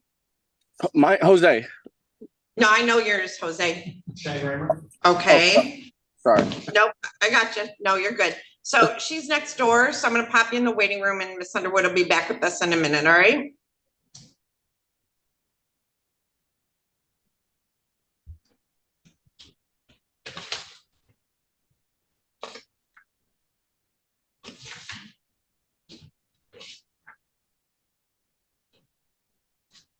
Okay, you're set for 11.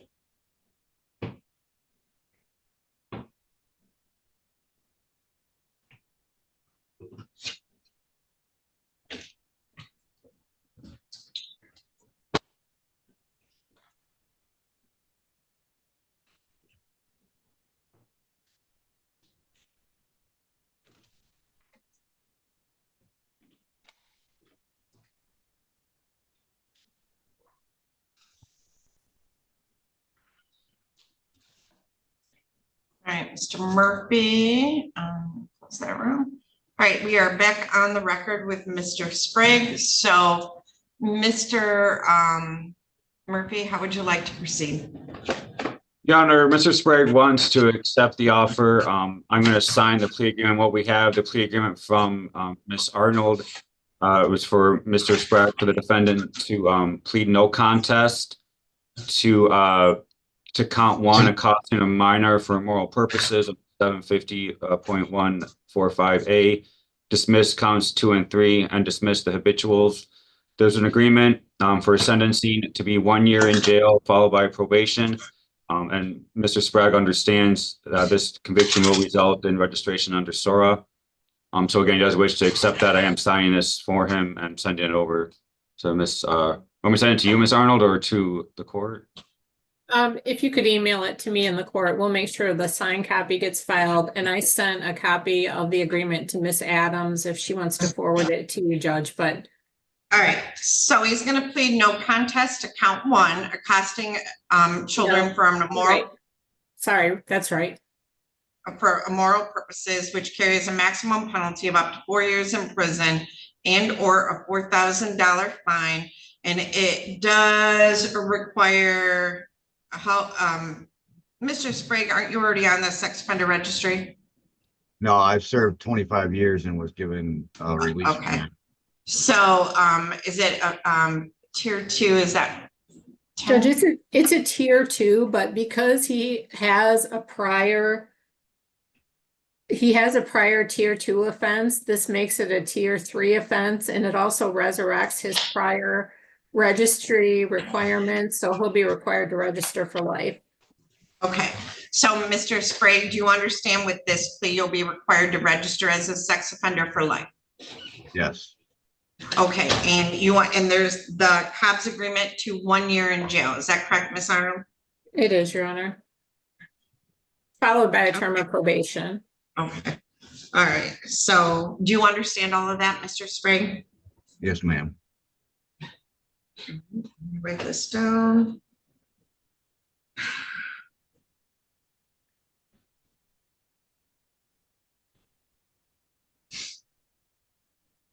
And it's a no contest. Yes. Okay. All right. So is there anything else we need to place on the record, Miss Arnold or Mr. Murphy? No, thank you, Your Honor. No. All right, Mr. Spragg, you want to raise your right hand for me. Do you solemnly swear or affirm to tell the truth, the whole truth, and nothing but the truth? Yes, ma'am. All right, Mr. Spragg, you have heard the statement of your attorney and the prosecuting attorney. Is it your intention to plead no contest to count 1, children accosting for immoral purposes, which carries a maximum penalty of up to 4 years in prison and or a $4,000 fine? So is it your intention to plead no contest? Yes, ma'am. All right, are you satisfied with your attorneys? Because you had Mr. Dagger-Margosian, I think, and Mr. Murphy. Are you satisfied with both your attorneys and the advice that they have given you? Yes, ma'am. And other than the 1 year in the Lenawee County Jail and a term of probation, neither the prosecutor, the defendant, nor anyone on the defendant's behalf has discussed a possible sentence with the court in terms of length of probation or fines and costs. Is that a correct recitation, Miss Arnold? Yes, Your Honor. And Mr. Murphy? As far as I know, yes, Your Honor, that's correct. All right, and Mr. Spragg, is that correct as far as you're aware? Yes, ma'am. All right, so Mr. Spragg, if a no contest plea is accepted, there will be no trial. This means that you will be giving up rights you would have had at a trial. I'm going to explain those rights to you now to make sure that you understand them. You have a right to a speedy public trial by jury. I'm sorry. You may ask for a non-jury trial, and if the prosecutor and court agree, you can have a non-jury trial. You have the right to be presumed innocent until proven guilty beyond a reasonable doubt. You have the right to have the prosecuting attorney prove beyond a reasonable doubt that you are guilty and you do not have to prove anything.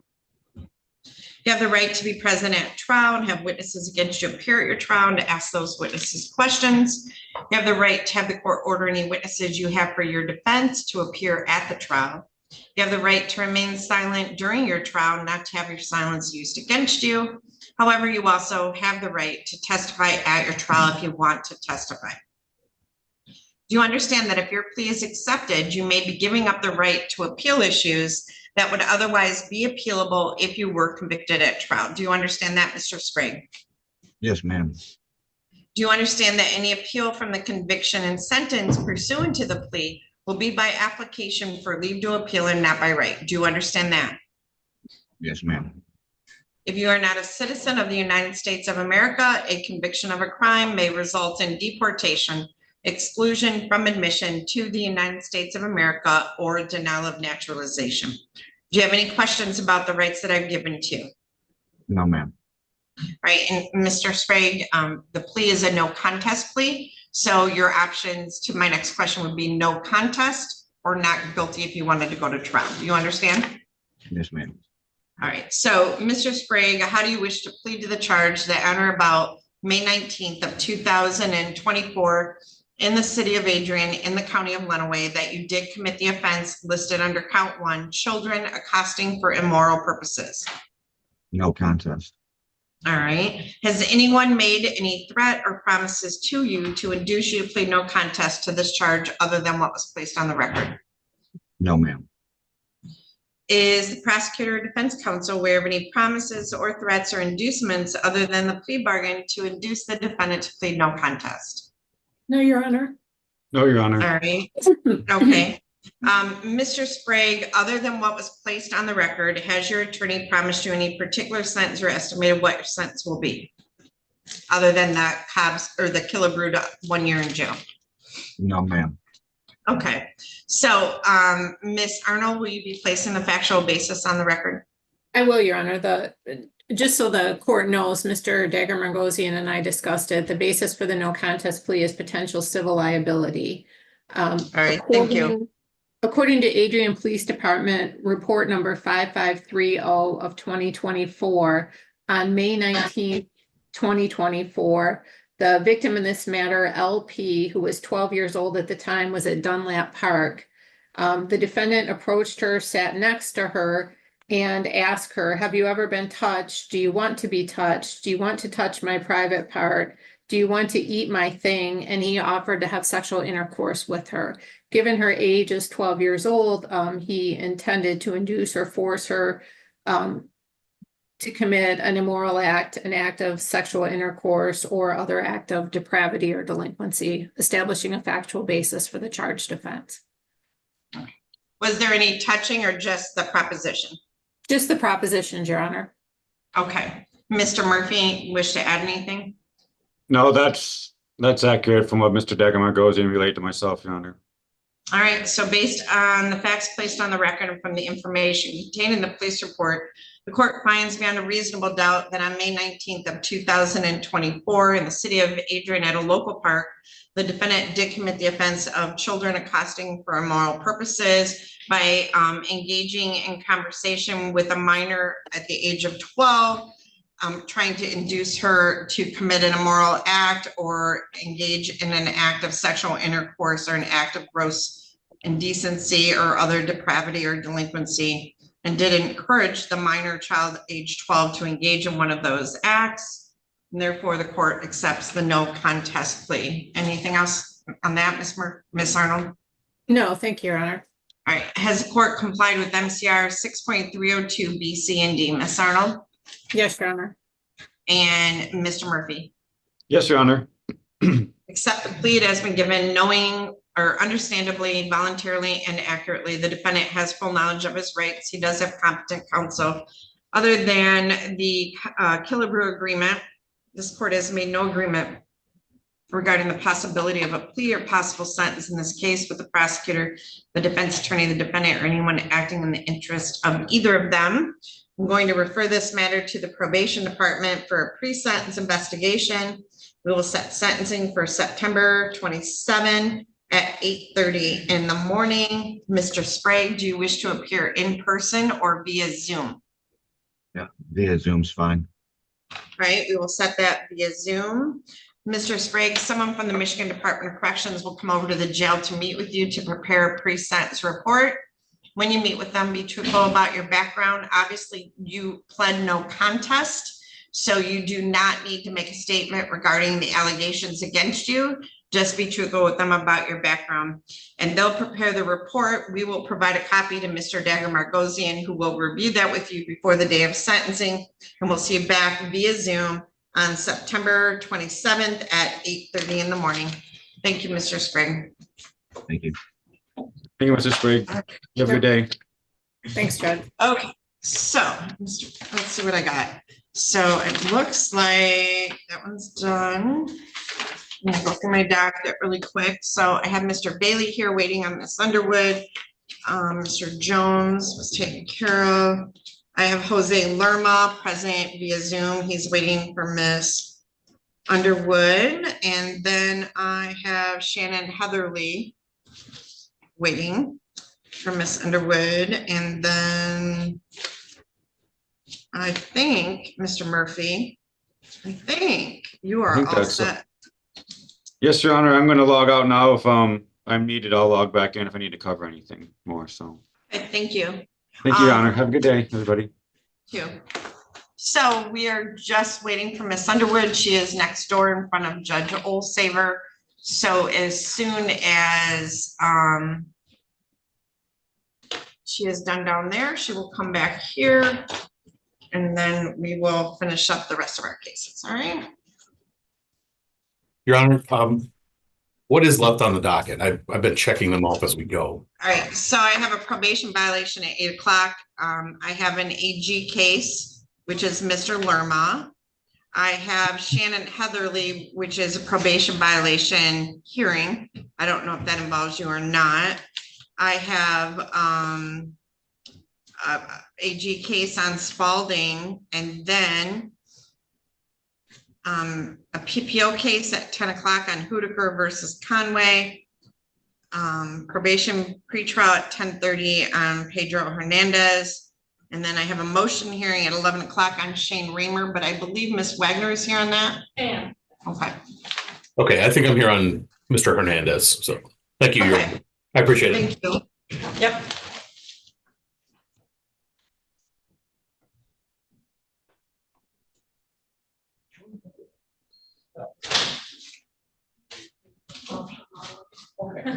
Thank you.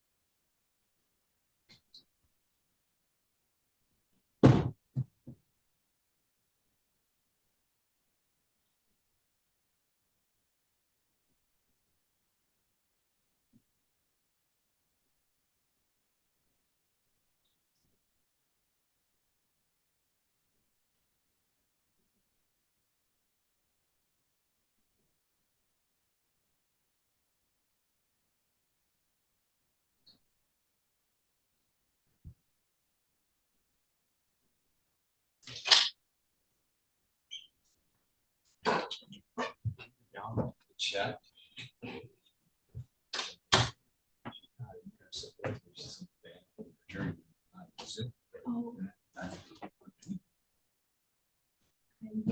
I think her staff messengers. Okay, all right, just to let you know that.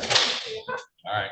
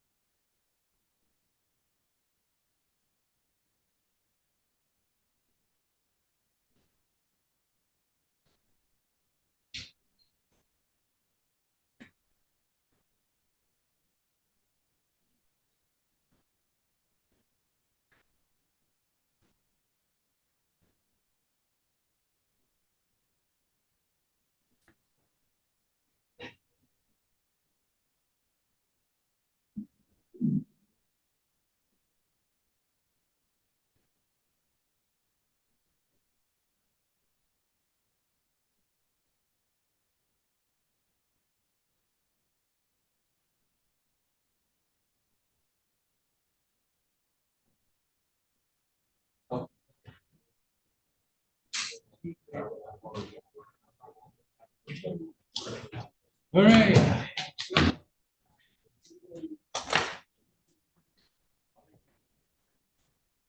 Yeah.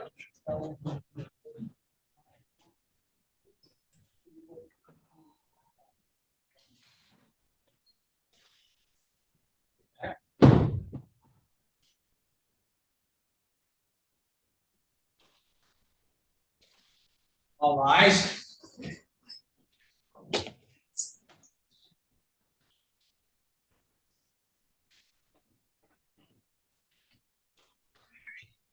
So, Miss Underwood, if I could have you approach. Thank you.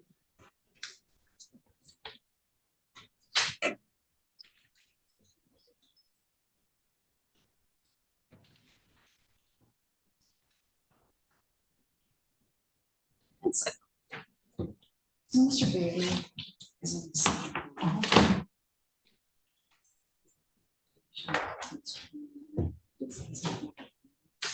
He owns restitution.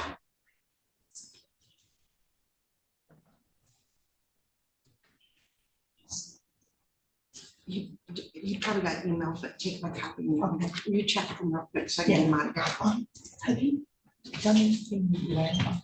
No, he's right here. He's waiting. He's in my Zoom. Oh, Mr. Lamb is? Yes, right. He was late by like 2 hours. But I wasn't done anyway, so it didn't matter. Mr. Bailey?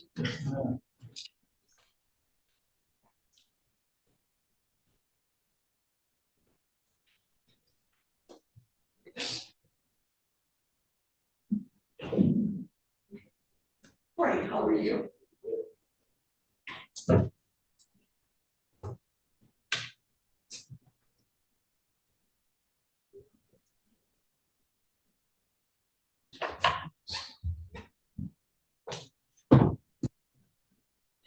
Mr. Lerma, I just wanted you to know it'd just be a minute, okay? Yes, ma'am. It's okay. I'm waiting. Okay, she's here. She's talking to somebody, and then we'll take you and I'll bring you back in just a minute. All right.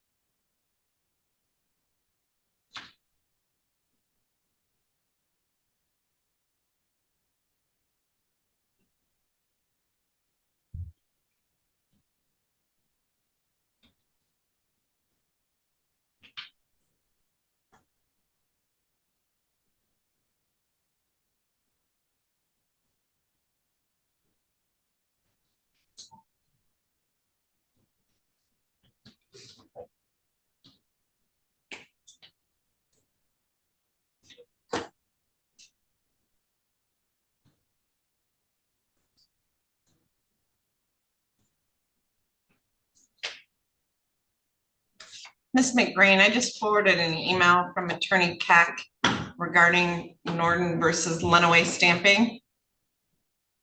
Yes, Judge, I was copied on that. We're all good. Is everything dismissed? Is the case closed now? That case has long been closed. Phyllis is just trying to make sure that everything's wrapped up. Okay, good. Are you ready? I'm Mr. Bailey. Yes. All right, thank you. So, can I have my paperwork? Yes, you can. Mr. Bailey, come on up with Miss Underwood. Your Honor, I am talking to Mr. Bailey. Mr. Bailey has resolved the pertinent issues in Detroit, Your Honor. But he has not resolved them in Troy. So if I could ask consideration from the court and the probation department, my client is willing to plead guilty. So why don't I do this? So Mr. Bailey, thank you for your patience this morning. Our Wednesday docket's very busy and Miss Underwood is in great demand. So in the matter of the people of the state of Michigan versus Darius Lamar Bailey, file number 20-20067FH. So Mr. Bailey, you've got a case outstanding. So what I'm going to do is I'm going to set it for another pretrial. Okay. Are you working? Yes, ma'am. Okay. Do you work full time? No, I'm not working full time. Okay. Do you have children? Yes, ma'am. 4 children. 4 children? Okay. And you need to get a full-time job and I need to have payments made on this while we're waiting for the next pretrial, okay? Okay. Okay. And how many hours a week do you work? About 20 hours. Okay. And how much do you make an hour? 14. Okay. All right. See if you can pick up a second job or something. And I would like you to pay at least I mean, the restitution will stay with you whether you remain on probation or not, but I'd like to see about $150 a month paid on this until we come back. All right, you paid 100 today, right? Yes. Okay, so I'm gonna set this out, Ms. Underwood, to September 25 at 8:30 in the morning. And do you want to zoom in for that? Yes. Okay, do you have my Zoom info? No, ma'am. All right, Ms. Adams, I'm gonna need a notice of hearing for September 25 at 8:30 in the morning. And let's do 8 a.m., Ms. Underwood. That way it's before your docket. And then, so September 25 at 8 a.m. along with the Zoom notice for him, Miss Adams. Could I get that?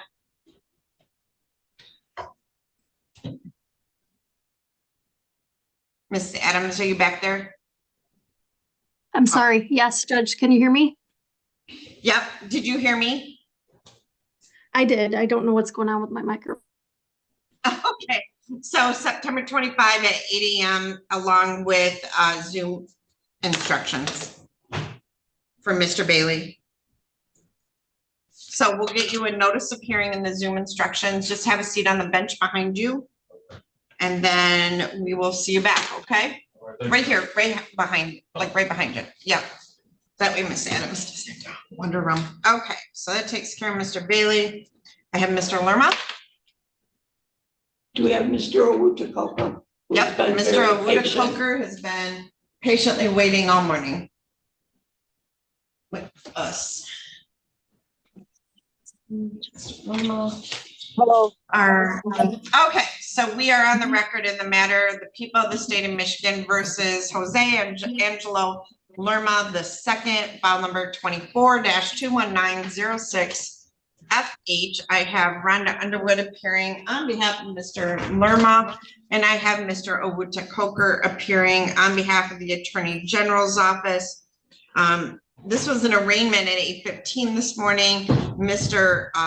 Lerma is present via Zoom. Ms. Underwood is in person, and Mr. Owutu-Coker is via Zoom. Ms. Underwood, how would you like to proceed today?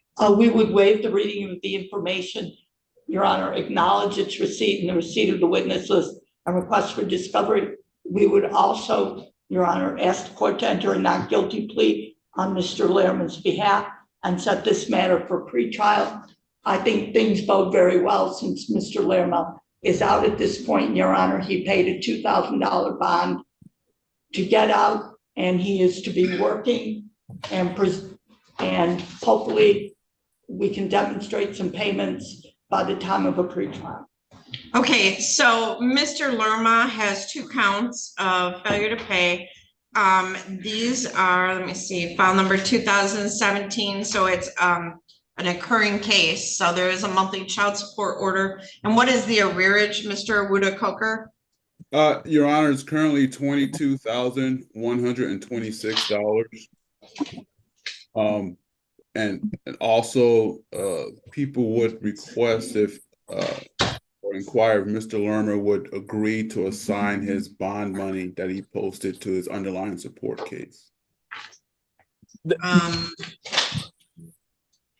So Mr. Lerma must have posted through a bonding agency, didn't he? I don't No, think I so. went through the court. All right, so Mr. Lerma, I would like to apply the 2,000 to your arrearage. Yeah, you can put that towards my child support. That's completely fine. Okay, so we'll apply his bond to his arrearage. All right, Mr. Lerma, are you working yet? Did you find a job yet? That's where I'm at right now. I'm working right now. I'm in Marine City. I'm doing a grocery store. We're just on a break right now. All right, so Mr. Lerma, here's the deal. You have a monthly amount of child support. Do you know what that is? Do you know how much it is? It's a little over 200. I don't know the exact amount. Okay, so Mr. Lerma, for you to stay out and for us to be successful on this, you need to pay your monthly amount. Do you know that, Mr. Owutu-Coker? You were going to. Yeah. Yes, Your Honor. It's currently $542. So you're ordered to pay $542 a month in child support. So you need to make that payment, but you need to pay on your arrearage. So you know, I know you're working long hours, you're gonna have to pay a lot of money. So you need to Right. pay the 542, and if you could pay at least 150, 200 towards the arrearage every month, that would be great. Yes, ma'am. I'm working on it, and I'm gonna do a appeal to file so I can try to get it lower because I'm not making I'm only making $15 an hour right now. All right, well, you need to file that through front of the court. So how Okay. far out do you want a pretrial? I think probably October, Your Honor. All right, so Mr. Lerma, keep making those payments. We'll see you back for another pretrial on October 30th at 8:30 in the morning, October 30 at 8:30 in the morning. You can zoom in again. I didn't hear that date. October 30th, the Okay, day thank before you. Halloween at 8:30 in the morning. So Okay. you can zoom back in on that day, okay? All right, thank you so much. But if you aren't making payments and doing what you're supposed to do, I'm gonna move that date up, all right? I'll be making them, ma'am. Okay, all right. Anything else, Thank you. Mr. Awuda-Coker? Does the court need our office to submit a bond order? Yes. Okay, nothing further. All Your Honor. right. All right, perfect. Anything else, Ms. Underwood? Nothing else, Your Honor. All right, we are all set then. You're all set, Mr. Lerma. Thank you. Thank you. All right, so Ms. Underwood, I think we had one more with Mr. Awuda-Coker. I thought maybe, hold on. Spalding, and I wanted to talk about that one. Let me call it first. All right, this is in the matter of the people of the state of Michigan versus Christopher Spalding, file number 23-21286FH. Mr. Awuda-Coker is gone already. He like disconnected. But this was set for pretrial today, and Mr. Spalding always appears. Your Honor, I can solve all this in 2 seconds. Good. Very much to your satisfaction. Thank you. Mr. Spalding called me a couple weeks ago and has paid off his entire arrearage. Shut up. I'm not shutting up, Your Honor. And so I talked to Ms. Brenner, of course, and there is supposed to be a noli pros. It's probably sitting over in the clerk's office right now, but it is somewhere. But Mr. Spalding's case is being. Sarah, if you need to come around, come on. You need to approach? Okay. Well, Miss Underwood, that's amazing. I always tell people they can do it and they don't believe me. So Mr. Spalding, we've adjourned this out quite a bit to allow him to continue Not making only that, Your payments. Honor, but he received his disability and that's how he paid it off. Oh, But yeah. he has set up payments, so they are being taken right out of the account. All right. Shannon Heatherly. Hello. Hello. Thank you. You have Miss Heatherly too. Yes. All right. So I don't believe I've been appointed yet. Oh, all right, Miss Heatherly, thank you for your patience this morning. This is in the matter of the people of the state of Michigan versus Shannon Marie Heatherly. We have two files, 23-21248 FH and 3 files, 23-21249 FH and 23-21250 FH. This is the date and time set for show cause. Ms. Teskey is wandering around here somewhere. I just saw her, but she hasn't joined in. All right, so Ms. Heatherly, we are here on an allegation that you have violated the terms of your probation. It was a technical violation at the time it was filed, but it is now more likely than not a non-technical violation. So the allegation is on May 25 of 23, you were ordered to report as often as required. You were then ordered on April 19th of 24 to report immediately after being discharged from Dawn Farms. On July 22nd, Monroe agent Christine Lindsay was notified that she left treatment without successful completion on June 5. And if failed to report any time thereafter, Ms. Teskey is now with Mr. Stevenson. So Ms. Heatherly, you're on file number 23-21248 FH. if you plead guilty or found guilty of this probation violation, you could be facing up to 5 years in prison. On file number 23-21249 FH, you're facing up to 1 year in jail on the aggravated assault. And then on 23-21250 FH, you are on probation for uttering and publishing, which can carry up to 14 years in prison. So Ms. Heatherly, you did log in today. So I do appreciate that. Ms. Heatherly, you do have a right to have a court-appointed attorney. Do you wish to have an attorney appointed to represent you? Yes, please, Your Honor. All right, so Ms. Heatherly, we are running out of time today, and I do apologize for that. Ms. Underwood, are you available at 1:30 today? I can be, Your Honor. Ms. Heatherly, can you Zoom back in at 1:30 today? Of course. All right, so Ms. Heatherly, Zoom back in at 1:30 today, and then Ms. Underwood will be here, and I'll give you guys an opportunity to speak, okay? Okay, thank you. All right, we'll see you back at 1:30. All right, All right, thank you, Your Honor. Ms. Underwood, thank you. Okay, so now we are on Mr. Raymer. Hold on, Ms. Underwood.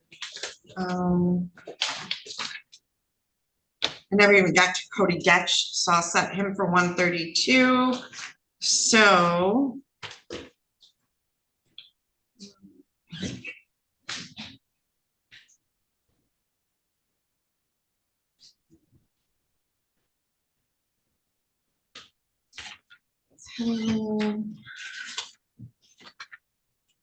Okay, so Ms. Underwood, let's, in the matter of is Pedro Hernandez in jail or is he out?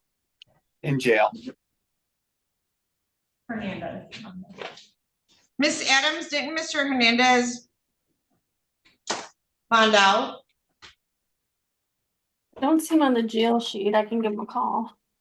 Okay, so we're gonna skip over to in the matter of the people of the state of Michigan versus Shane Leroy Raymer, file number 23-21665 FH. I have Rhonda Underwood appearing on behalf of Mr. Raymer, and I have Amanda Wagner appearing on behalf of the people. So this is the date and time scheduled for a motion to quash the felony information and a motion to dismiss. Ms. Underwood, you may proceed. You can sit down, Mr. Raymer. Thank you, Your Honor. Your Honor, Rhonda Underwood for Mr. Raymer this morning. My client Shane Leroy Raymer was charged, Your Honor, on October 3rd with police officer assaulting, resisting and obstructing, causing injury, and 2 counts of police officer assaulting, resisting, and obstructing, and 1 count of disorderly conduct. On December 20th, a preliminary examination was held and the defendant was bound over as charged. The prosecutor at preliminary examination, we believe, failed to establish the following elements.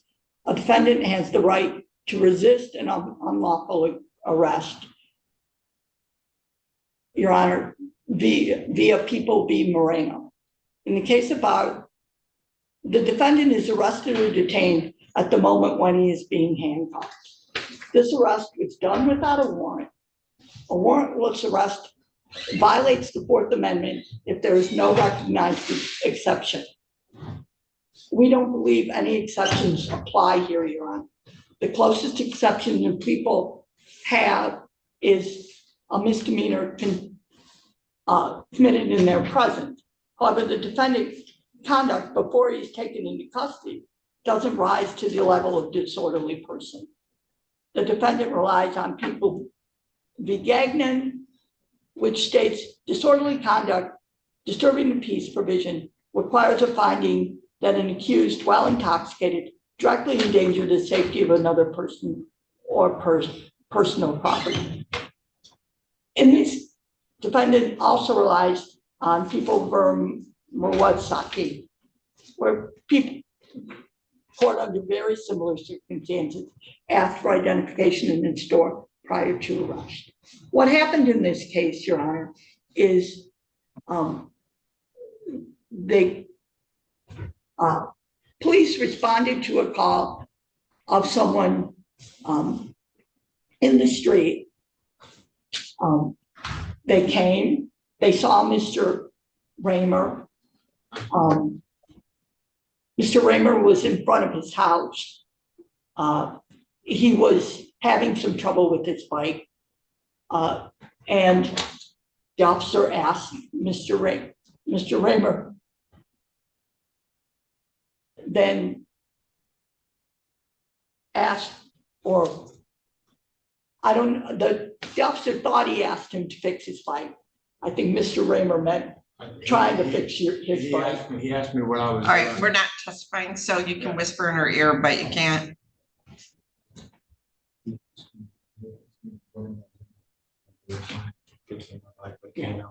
Okay. At any rate, Your Honor, at that time, it's our position that Mr. Raymer had not committed a crime. He had not committed a crime. If he threw the bike in frustration, he threw the bike in frustration. It was his bike.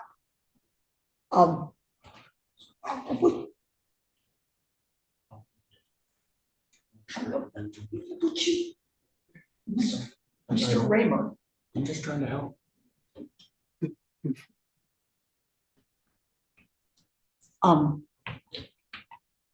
But it's our position that a crime up to that point had not taken place. At that point, the officer tried to detain Mr. Raymer and asked for his identification. Mr. Raymer believed he was within his rights not to provide that, Your Honor, and just wanted to go back to his house. He was not approaching the officer. He was going back to his house. He was not in any way trying to interact with the officer. At that point, the officer tried to detain Mr. Raymer and put him in handcuffs, and that is when I think what is perceived as resisting took place, Your Honor. But it took place with no prior crime that the officer observed. Okay. All right. Miss Wagner. Your Honor, so that I don't waste any of your time, did you have an opportunity to review the response that I filed? We did not receive one. Oh, okay. I sent it yesterday morning. If you send it, it's not filed. It has to be filed. We did file it. Nope. I just got it in my hand. Okay. Well, that's good to know. And yesterday I wasn't in the office. I was at a conference, so. Okay. Neither was I. Did you receive it? Yesterday morning. Okay. So I got it this morning like that. I didn't know you were out of the office. Go ahead, Ms. Wagner. So Your Honor, Ms. Underwood's recitation of the facts of this case and what was established at the preliminary exam just completely belied the evidence that was presented at the exam. And it leaves a lot of facts out. So when Sergeant Adams responded that day, that was the second call that dispatch had received from concerned citizens who were calling specifically about this subject, who was later identified as Shane Raymer. He wasn't just someone in the street. The calls that came in indicated that there was someone in the street who was screaming, cursing, throwing a bike, kicking a bike, you know, being a disorderly person in the street. When Sergeant Adams arrived, a child immediately pointed out Mr. Raymer. Sergeant Adams was in his patrol car. I don't know for exactly how long, but long enough to observe Mr. Raymer screaming, shouting obscenities, kicking his bike, throwing his bike. Of course, the officer didn't know at that time that it was Mr. Raymer's bike, but nonetheless, Sergeant Adams testified that he heard Mr. Raymer screaming obscenities before he ever exited his patrol car.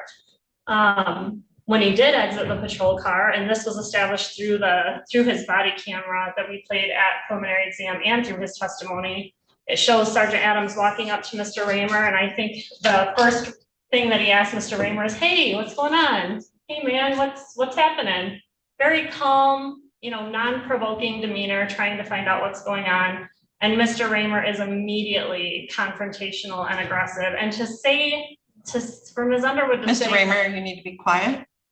Thank you. For Ms. Underwood to say that Mr. Raymer was just trying to go back in his home, I mean, that could not be further from the truth. That could not be further from what the body cam showed. And we played that at the preliminary exam. It showed him advancing several times towards Sergeant Adams. It can be heard on the body cam where Sergeant Adams says, "Hey, don't come at me." You know, Mr. Raymer is moving around a lot, advancing toward his parents, advancing back towards Sergeant Adams.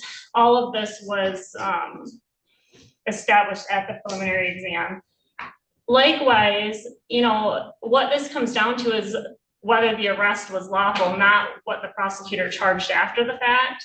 So the arrest is lawful as long as Sergeant Adams at that time had reasonable cause to believe either that a misdemeanor or a crime had been committed or that one was committed in his presence. And that includes misdemeanors and ordinance violations.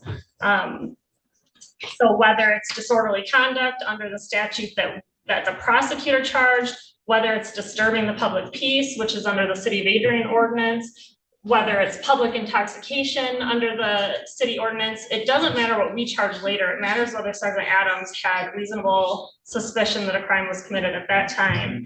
And all of the facts, including the 2 calls that were made within a short period of time, including the child that immediately pointed Mr. Raymer out as the problem, including Sergeant Adams' own observations of Mr. Raymer and his behavior, his aggression, his screaming obscenities that I won't repeat in this courtroom, including that Sergeant Adams could obviously see that there were people around, children, 2 older individuals who were later identified as Mr. Raymer's parents, who he also was screaming at the 2 of them, telling them not to provide police any information.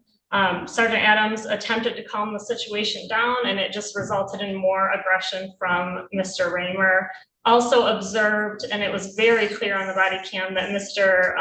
Raymer's speech was incredibly slurred and he was unsteady on his feet. So all of that went and supported his reasonable suspicion that a crime had been committed and was committed in his presence. The arrest was lawful, and I would ask you to deny defense's motion.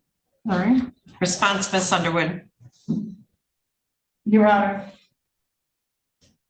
I think at the time, Mr. Raymer was convinced that he was being detained unlawfully.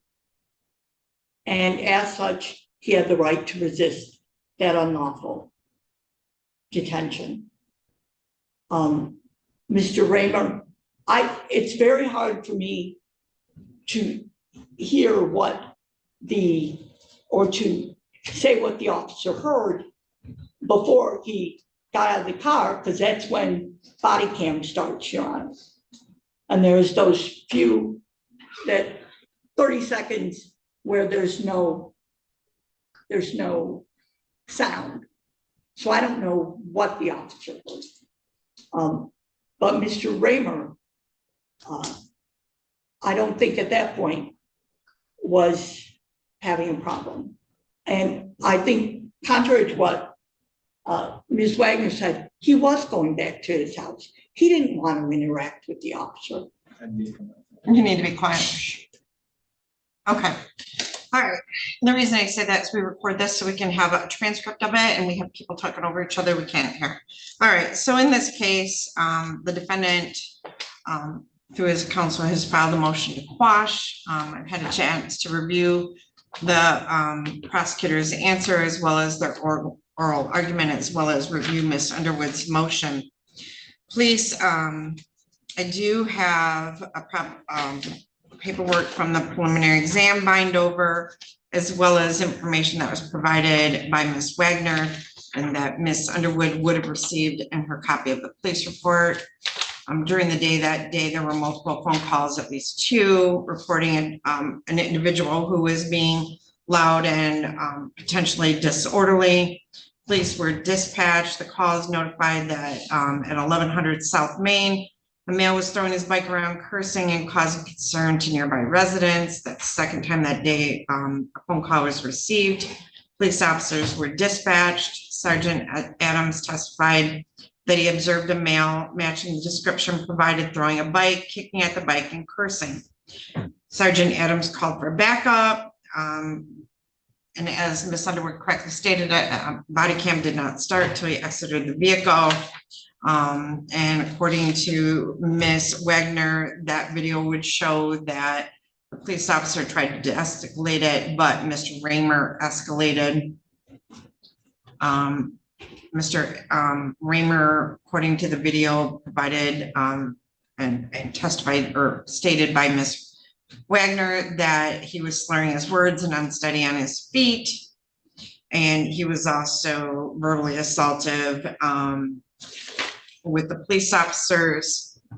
So it's clear that the police officer believed, based on what he saw, that Mr. Raymer was behaving as a disorderly person who is intoxicated in a public place and who is either endangering directly the safety of another person or property or acting in the manner that causes a public disturbance.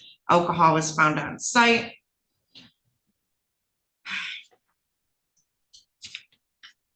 And I would agree with Ms. Wagner that a lawful arrest is not determined by what the prosecutor charged after the fact, but only whether officers had reasonable cause at the time of the arrest that the defendant had committed a misdemeanor offense or ordinance violation. Based on that information, Sergeant Adams would have had a reasonable articulable suspicion that the defendant had committed disorderly conduct and would have been appropriate to take him into custody. And RNOs are charged from that, and that's really up to a jury to determine.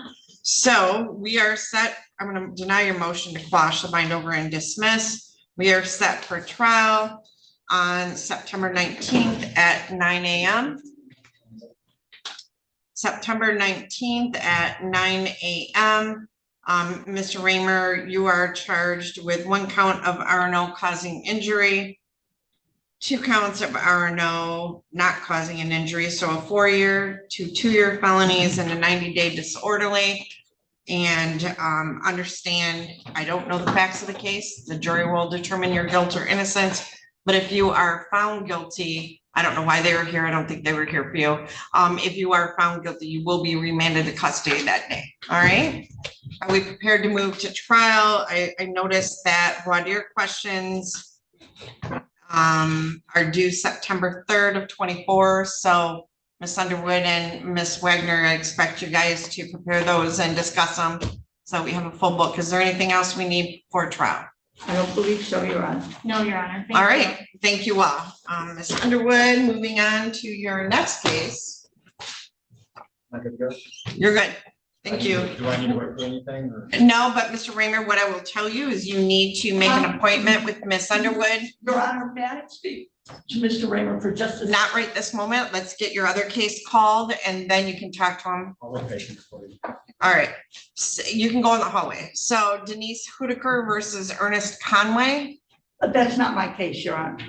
Oh, okay, I thought you were on it. It has you on it. Okay, That was conflicted out. okay. Miss Adams, is Pedro Hernandez in custody? So I haven't heard back from him, but according to the August 5th date, you set bond at 25,000, so he should be in custody. But I'll keep trying. All right, well, we don't have time to do that. I can set that over to 1:30 and see if we get him back. Okay. And so what is your name? All right, so evidently there was a conflict attorney appointed, you're saying, for Ernest Conway? I believe it was Mr. Daly. I'm not sure who was conflict attorney. Okay. Judge, Mr. Hernandez is in jail. Okay. All right.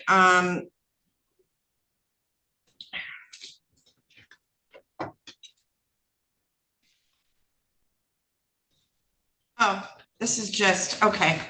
All right, ma'am, are you able to come up to the podium? Yes, ma'am. Okay, 1:30, I'll see you back at 1:30. I'm sorry. Are you gonna need a prosecutor for Mr. Hernandez? Because I'm not available at that time. It's a probation violation, so no. Okay, thank you. Okay. All right.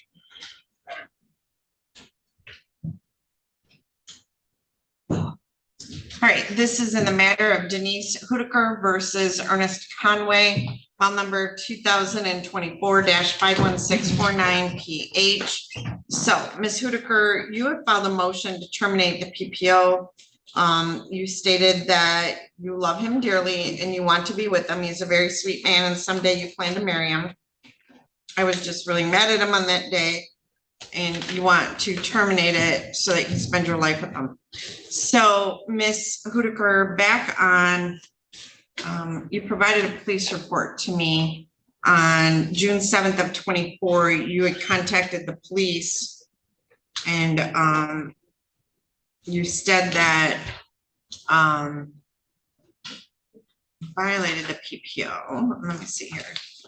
And you said he goes in and out without permission of your house and tries to make you go into seizures and then messes with you when you're in one. And said he's going to kill your friend. Nate Deck feels threatened when Ernest comes over. And so, you know, you basically previously said that he was making threatening comments to you and your family. So, Ms. Hudaker, and you now want the PPO dismissed? Yes, ma'am. Okay, are you afraid of him? No, not no more. I was in a seizure at that time when he was approaching me because he didn't know how to deal with the seizure that I was into. He was in my face and my friend kept telling him to get away from me so I can just finish my seizure and then he could talk to me. But he didn't understand how to work my seizure that I have. I have it like maybe every week or sometimes more than twice a week. Are you Nathan? No, I'm her son. that's my son Kyle.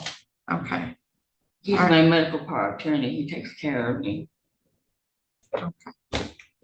So okay if I sit down. We're done. I'm gonna grant your request to terminate the PPO. Ms. Hudaker, you're all set. All right, thank you, ma'am. I'll terminate. Thank you. All right, Mr. Stevenson, I'll see you back at 1:30. Mindy, I'll see you back at 1:30. Judge, I won't be here, but I'll try to grab someone else to cover that. Okay, thank you.